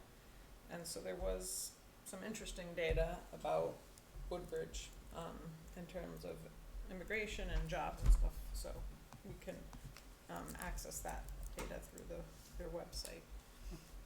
That's the Community Foundation in New Haven. Yeah. Yeah, I gotta find the link, I can't remember if it's on a special website or directly from their website, but, I mean, that goes back to the, research into sort of business and employment conditions of the town. And I know, and the other couple items at the top, I know I've spoken to Mika about it, and Cleo seems to be one of the people that have backed this, but the downtown business area, as you're coming down Amity Road or Litchfield Turnpike with all the A-frame signs on the side of the road and all that stuff, is pretty tacky. And it may be a nice thing for us to try to get together at some point and figure out what the zoning is, what people are allowed, if there's opportunity for any sort of changes to allow businesses to better identify themselves than sticking plastic A-frames on the side of the road that blow over in the wind. Even at all our intersections in town, they're dangerous. You can't read any of them. When you're driving, the writing's too small. Nobody knows how to design signs so that you could actually read them. They should be like 3 lines with the most important information. So it becomes very distracting besides it being ugly. But I understand as a volunteer in many nonprofits that you want to get the word out. It's like the best, it's the best you got, so you do it, but not necessarily. But it may be nice to, if we reviewed what's allowed signage-wise, and see if there's some sort of if there's a reason why people are doing that. Maybe there's an inability to display signs in a proper fashion down there due to zoning regs. We may be able to look at that and say, maybe we need to increase the size of a sign that we put up, or something like that. Well, I know, like Orange has that place where they allow banners over Orange Center Road near High Plains. And, New Haven does that too on Whaley Avenue. I'm assuming that they do that to try to avoid some of that type of, The overhang, like, yeah. all right, so go on to the, anyone else have any comments on the signs or anything like that? Okay. I thought it'd be a good idea to add a commercial resource to the website, just so people could come to Woodbridge, get on our site, look and say what's available in Woodbridge on a commercial basis. All the other, you can go to Coldwell Banker or any of these other residential companies and find out exactly what's on the market in any town in the whole state. But we don't have anything for business owners or people that are looking to come into the town and open a store or put their office here. I think if we work to figure out a way to get that sponsored by some folks in town or something like that, or we can find some finances in the budget, it'd be a nice resource for us to have without much effort on our part, and have that as something that people could be, people could refer to. And then to that fact, just speaking with Cirque some more about grants and things like that. Betsy and I were at a SCROG meeting the other day, and it sounds like there are some incentives still out there possibly that you could apply for, that may not be there for that much longer. So if there's something that we could, look at and see what's available, maybe we can put something together and see if we can get some sort of tax grant or any sort of grant from the state. Anyone have any comments or thoughts or suggestions on how to you want to pick out our top 5? And we have the top 3 that Toby mentioned. Are there 2 other items on here? I think we should, and I'd like to hear everybody's thoughts on it, but I do think we should focus on doing those happy hours, those sector happy hours. I just think it's a nice way for us to. And that's something that doesn't take me much time. I just find a place and pick a day and tell people about And it's another place where we can survey people. Right. Yeah. I mean, I did notice, like, for instance, like, we have a lot of 2s, right? Because we still have 2 remaining things to pick from our top 5, and we have 2 people for hosting the happy hours, 2 on the commercial property owners and daycare / child focused businesses, and then 2 on preparing workshops and office hours. Any thoughts, Betsy, from just your chatting with the town of what would be? So this is not, I've been focusing on larger businesses, so this option about doing things for small businesses hasn't come up in my conversations often, but it's an idea that I got from Cirque. They did a workshop about how to support solopreneurs and home-based businesses, kind of help them grow and flourish to the point where they need to leave their home and get commercial space. And this was one of the things that they suggested, and there were different ways that towns did it. Some towns set up office hours. You had a local person who's an HR professional who sets up office hours for 2 hours a month at the library, and anybody in town who needs that advice could go there and get a little bit of advice for free. Or if you had an attorney who does the kind of work that a small business would benefit from, or an insurance company, somewhere where you could just go to ask questions on a semi-regular basis. And other towns do it a different way, where they have a series of workshops. Let's say it's the first Tuesday of the month, and on this month it's HR, this month it's legal issues, this month it's tax issues, and small businesses can come network a little bit, but also get answers to questions they might be figuring out. What Cirque was saying is, when you're doing it all by yourself, you don't have anybody to ask these questions of, and once you get to a point where you're growing and you now have an employee, the issues are totally different. How do you hire somebody? How do you deal with taxes? It's really overwhelming for some of these small businesses, or so I'm told. So would Cirque come in and actually speak at something if we put something together for small businesses? So they really advise people like us on Right. how to do that. But so what they've advised, what I would suggest is, if this is something you guys think is important, we could figure out what issues would be useful to people. And I'm sure you all know professionals in those fields who might be willing to volunteer, an hour or 2 of their time. There's also like SCORE. Right. They're at, many libraries They have office hours, and so it's nice to be able to bring in, instead of recreating the wheel, bring in organizations that already exist to do that. I have a bunch of friends in SCORE. That's a great organization. So you're right. I mean, we could reach out to them, and I know there's a New Haven chapter. I don't know if there's one up the whatever they call it, the Route 8. That's in the valley, whatever the valley is. Sorry. Well, would it be good to wrap that into a networking happy hour where it could be a little presentation and then they can get together, meet other small businesses that they may have not either meant to sort of roll that into the same? And I feel like if we do the happy hours, that may fall out of it. Right? I mean, I think some of these, like you said, we got to choose the first things to get started. The other ideas might branch out of it. Yep. So I feel like you're right about if we do good happy hours and talk to people, if we find out that a speaker series is, or office hours, or however we want to do it, is one of the first things they ask for, then, you know, we could start that program. I just had a quick question for Cleo, actually. So Cleo, I noticed like you voted for Ask Cert Regrants, and I was kind of wondering like what your thoughts were. Well, if there's money to be obtained, we should know about it. And Yeah, that's what I was thinking too. yeah. So I think there's some long-term goals like that and the tax abatement stuff, and I think we can put them together as a long-term goal, and then we can find some short, again, the meeting with the commercial property owners. I think we should do that. So I think it should be on the list of something we do. I think it'd be good for us to get the pulse of those people that own land and property in town and see what they want from us, or what they want from the town in general.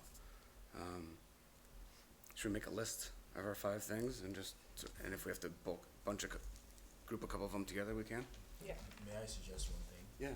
Yeah, so, after looking at all the number 2s, from Ask Cert Regrants all the way to prepare workshops, like I did notice, for instance, preparing workshops or office hours for small businesses, relying on the new information that we have from reviewing, the tax abatements or the Cert Regrants, which is our number 1 priority, that could be, top, there's like kind of coalesces together, you know what I mean? Like it kind of makes sense because we'd have more relevant content to produce if we chose preparing workshops as our number 4 or number 5. And then, also, hosting 3 to 4 happy hours as well is also like a more laid back way to, invite business owners and speak about kind of the new things that are going on in terms of like, what we've learned about the Cert Regrants or the tax abatements, or even, asking them about the Survey of New Services, which is number 2 as well. Just wanted to bring that up. Okay. So let's just organize this. Let's say long-term goals, we'll have a couple, and then we'll have our short-term goals. And I think it's just a good way to organize this. All right, so long-term goals, we have research on tax abatements and incentive plans in town, right?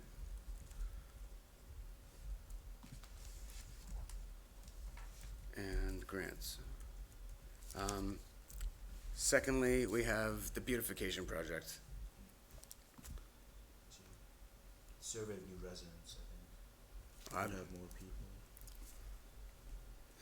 Beautification has 3. Okay, So sure, 2 would be the survey of residents. Of survey of new services that residents want. To clarify, are you going over the long-term versus short-term, or are you going over the 5? Right, that's a good point. Oh, that's what I was saying. I wanted to hit the long-term goals first, and then. No, that's all right. The survey or the beautification project, is that something that's a short-term goal? The beautification. I mean, I know the signs are sort of a longer-term goal, but. I think the beautification project, you'd need to figure out, do you wanna do flowers or something else, or flowers and something else? And then you'd have to figure out where and how. So it's a longer-term goal. Yeah, but you might be able to get if it's flowers, you might be able to get something in the ground by spring or summer. I mean, I thought your idea of doing the adopt-a-spot might make it able to be a short-term goal too. I mean, if we say like thematically we want to focus on beautification and the first thing we're going to try, I mean, the adopt-a-spot idea, I would think that if we're out there happy houring with people and we mention to them, we're looking for sponsors for you know, we pick 5 or 10 areas in town where we think might be good spots to sponsor, and we've got some ideas. That's a great happy hour conversation, Sure. right? If we can I get agree. a handful of those towns to, or a handful of those businesses to say, hey, we'd be interested in putting in a picnic table or putting in flowers or whatever, we could see what the appetite is and get something. Because you're right, the big beautification project is the signage and that's just, That could that's, be part of the adopt a spot, you know, if someone wants to take Yeah. a partial sponsor and a sign that's gonna go up in town, then we can possibly do that. So why don't we put them together, the beautification is As the adopt a goal. spot, And adopt a flowers spot, yeah. potentially, Yeah. and, you know, the signage. Yeah. So it'd be bulked together as an item, so we incorporate a couple of the different ideas into one. Because I think we can accomplish a couple of these things, it doesn't have to be just 5, if some of them are very intertwined. So we'll say beautification, we'll just put in there as 2 because, just so we can list 1 through 5. 3, commercial property owner gathering, or the commercial survey. I don't know which we want to prioritize in that fashion, but if we just have 5 goals, it doesn't have to mean that one gets all the weight and the other ones get less weight. So, any thoughts from you guys on, I'm talking a lot, so. So which ones do we have so far? Can you run the list down again? from the top? So long-term goals, we'll look at tax abatement Yep. possibilities, and if there's any funding, grant funding available from the state. And we can do that through CERC and through questioning and reaching out to a lot of different people. So that encompasses a couple of different things. The second one, I'll just put out there as the beautification project, and we can put adopt a spot, the flowers, and the signage wayfinding grouped into that category. Does that sound? So are you considering this as a long-term goal, or?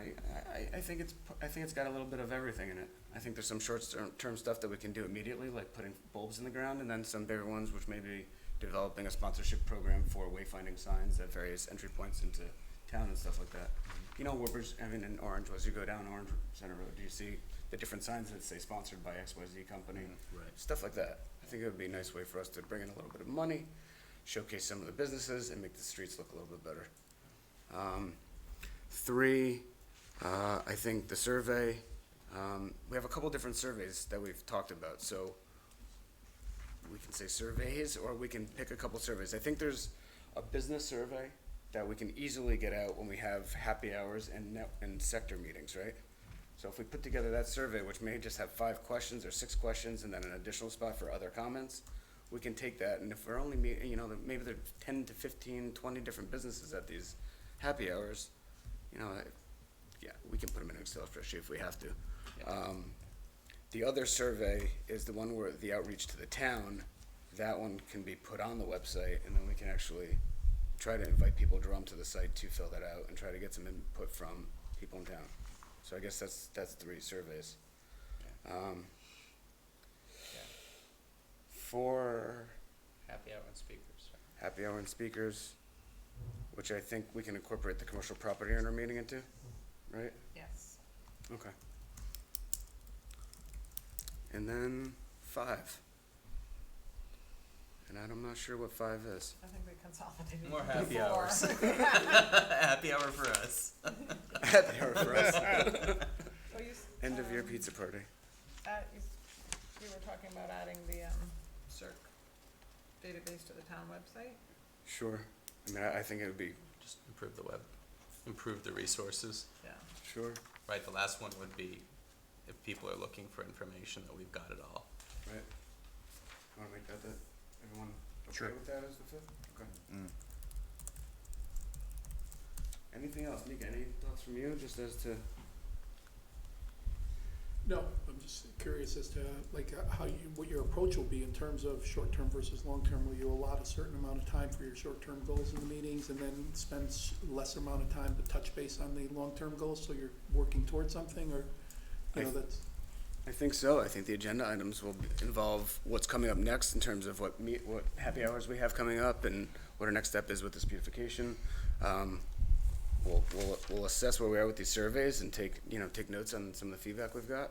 And then we can, the other stuff can be long-term goals. I mean, we've gotta do some research. I'm sure we'll have some extra meetings with Betsy to find out what her research has found, and then maybe invite CERC to present to us on some things they think that we may be able to utilize in terms of finding grants.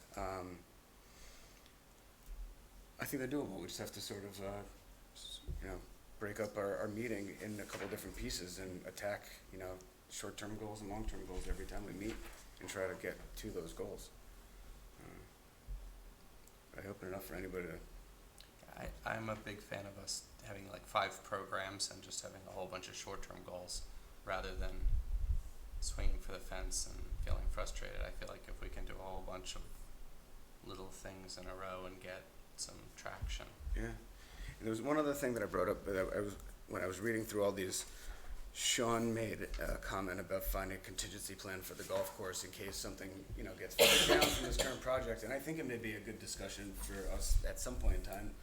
I don't know that we don't, I think we should wait to see how this unfolds maybe, but I do think it's something for us to keep an eye out for. Yeah, I just think it needs to be, needs to be out there and thinking about it, and so that's pretty much it. But I think it's something for us to think about. This is not set in stone that this is gonna happen, so it's good for us to think of other possibilities.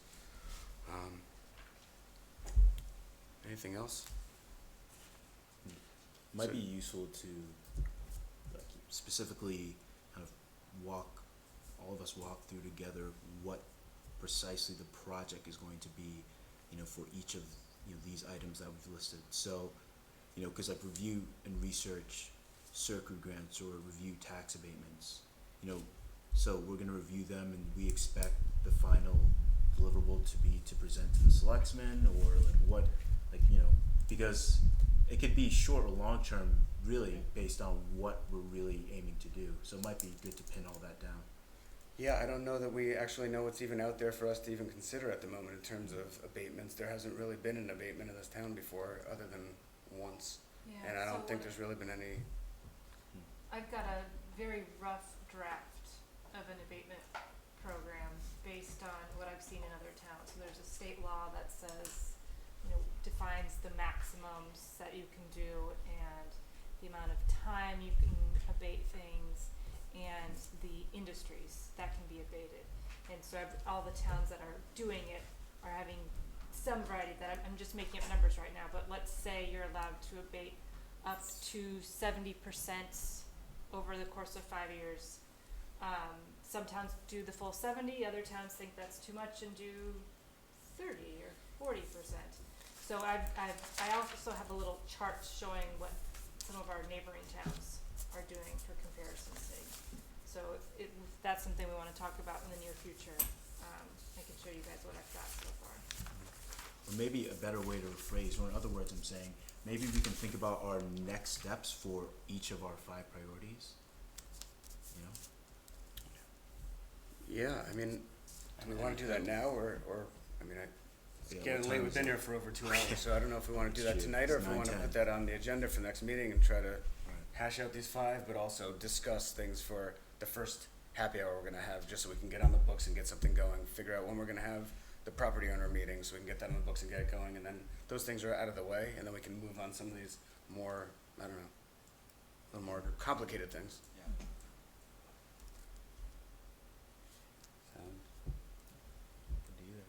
Unless we want to stay here for another half an hour, we can.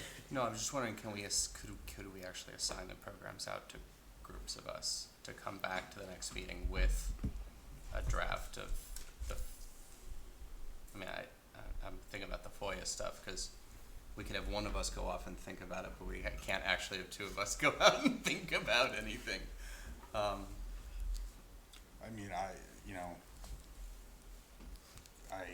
handle surveys in my graduate work and I've worked on in the past, so can I individually put some thought behind that and come with some recommendations for next meeting? Absolutely. Okay. And I also think you know could that, email them to, Betsy and CC, whomever. I know that one, business that's right now in Woodbridge, he's using students from a marketing class at Southern to help him with his business. Mm-hmm. I know a lot of the colleges have programs where they take on, local businesses or nonprofits as projects, as part of case studies, so I don't know if that could help us with any of these Sure. And projects. even Amity helped with the town survey last year, or 2 years ago. Alright, so I'll go over these, I'll list them in order one more time. So the number 1 was the tax abatement and the grants. Number 2 was the development of the surveys for a couple different sorts of surveys that we discussed. 3 is the beautification, adopt a spot, wayfinding. 4 is happy hours, programs, sector meetings. And then 5 is trying to work with CERC to get CERC Site Finder on the website and see if we can utilize them as a resource for any other questions we may have, or as a guiding light. Oh, I have a couple of questions. Yeah. What are the impediments to getting changes on the Woodbridge website? Like, how hard is it? Oh, It's- I mean, I don't know if it was you No. that do it, or it's No, somebody I else. can do it, I just need the time to do it. Right. Well, Can Karen help with that at all, over finance? It's mostly me, she's backup, Okay, so like if I'm not available, Mhm. she does it, but it's usually me. thank you. I mean, I'm willing to spend some time looking into the CERT grants and sitting with, her to talk about the tax abatement. That's actually what I was leaning towards too. We can, you can do individual research and email Betsy separately with your Right. thoughts, and we could bring them to the next meeting. Here, I could email both of you what I have so far, and you could let me know what your thoughts are. Okay. Perfect. Thank you. I'll certainly look into finding some areas where we could do these beautification projects. See where we can feasibly plant flowers and things like that around town. And also something like that would be worth working with Coop-Op. Yeah, and it's all gonna depend, right, are we doing it on private property, are we doing it on town, because the town doesn't own a lot down in the business district. So it gets a little more tricky. And what about identifying somebody who's actually gonna do the work, who, you know, like. A landscaper? Yeah, I mean, there's a few in town off the top of my head that I know. Yep. I mean, should we take time to talk to them and see if they're willing to do something, or if they're not, could they recommend somebody, something, I mean, should Yeah, we there's do even that? the Woodbridge Gardening Club, right? Isn't there a gardening club that plants outside town hall? Like, and now like 4 times a year, or 5 times a year, I see people out there, or more than that. They're often out there weeding and planting and changing the landscape there. They do a lot, it's hard for them to take on. To take on more? Yeah, We they could, I spread mean, really thin. we could even go and take a weekend and or we could, I think there's ways for us to Yeah, you asked figure my it wife out. about that. But I think first we should identify where we can do it. One of the other question too is, are you talking about, do you want to do planters with annuals that get changed out 2 or 3 times a year? Or do you wanna do something that's more permanent, like a perennial in the ground, which case you'd have to have somebody, you know, doing that work, but also, you know, willing to have it on their property and kind of a long-term commitment to having it there instead of say, like a sidewalk or, you know, I mean, there's a lot of different ways to go about it, and each of them, I think that one's a little more tricky to think through. I'll take that on with you.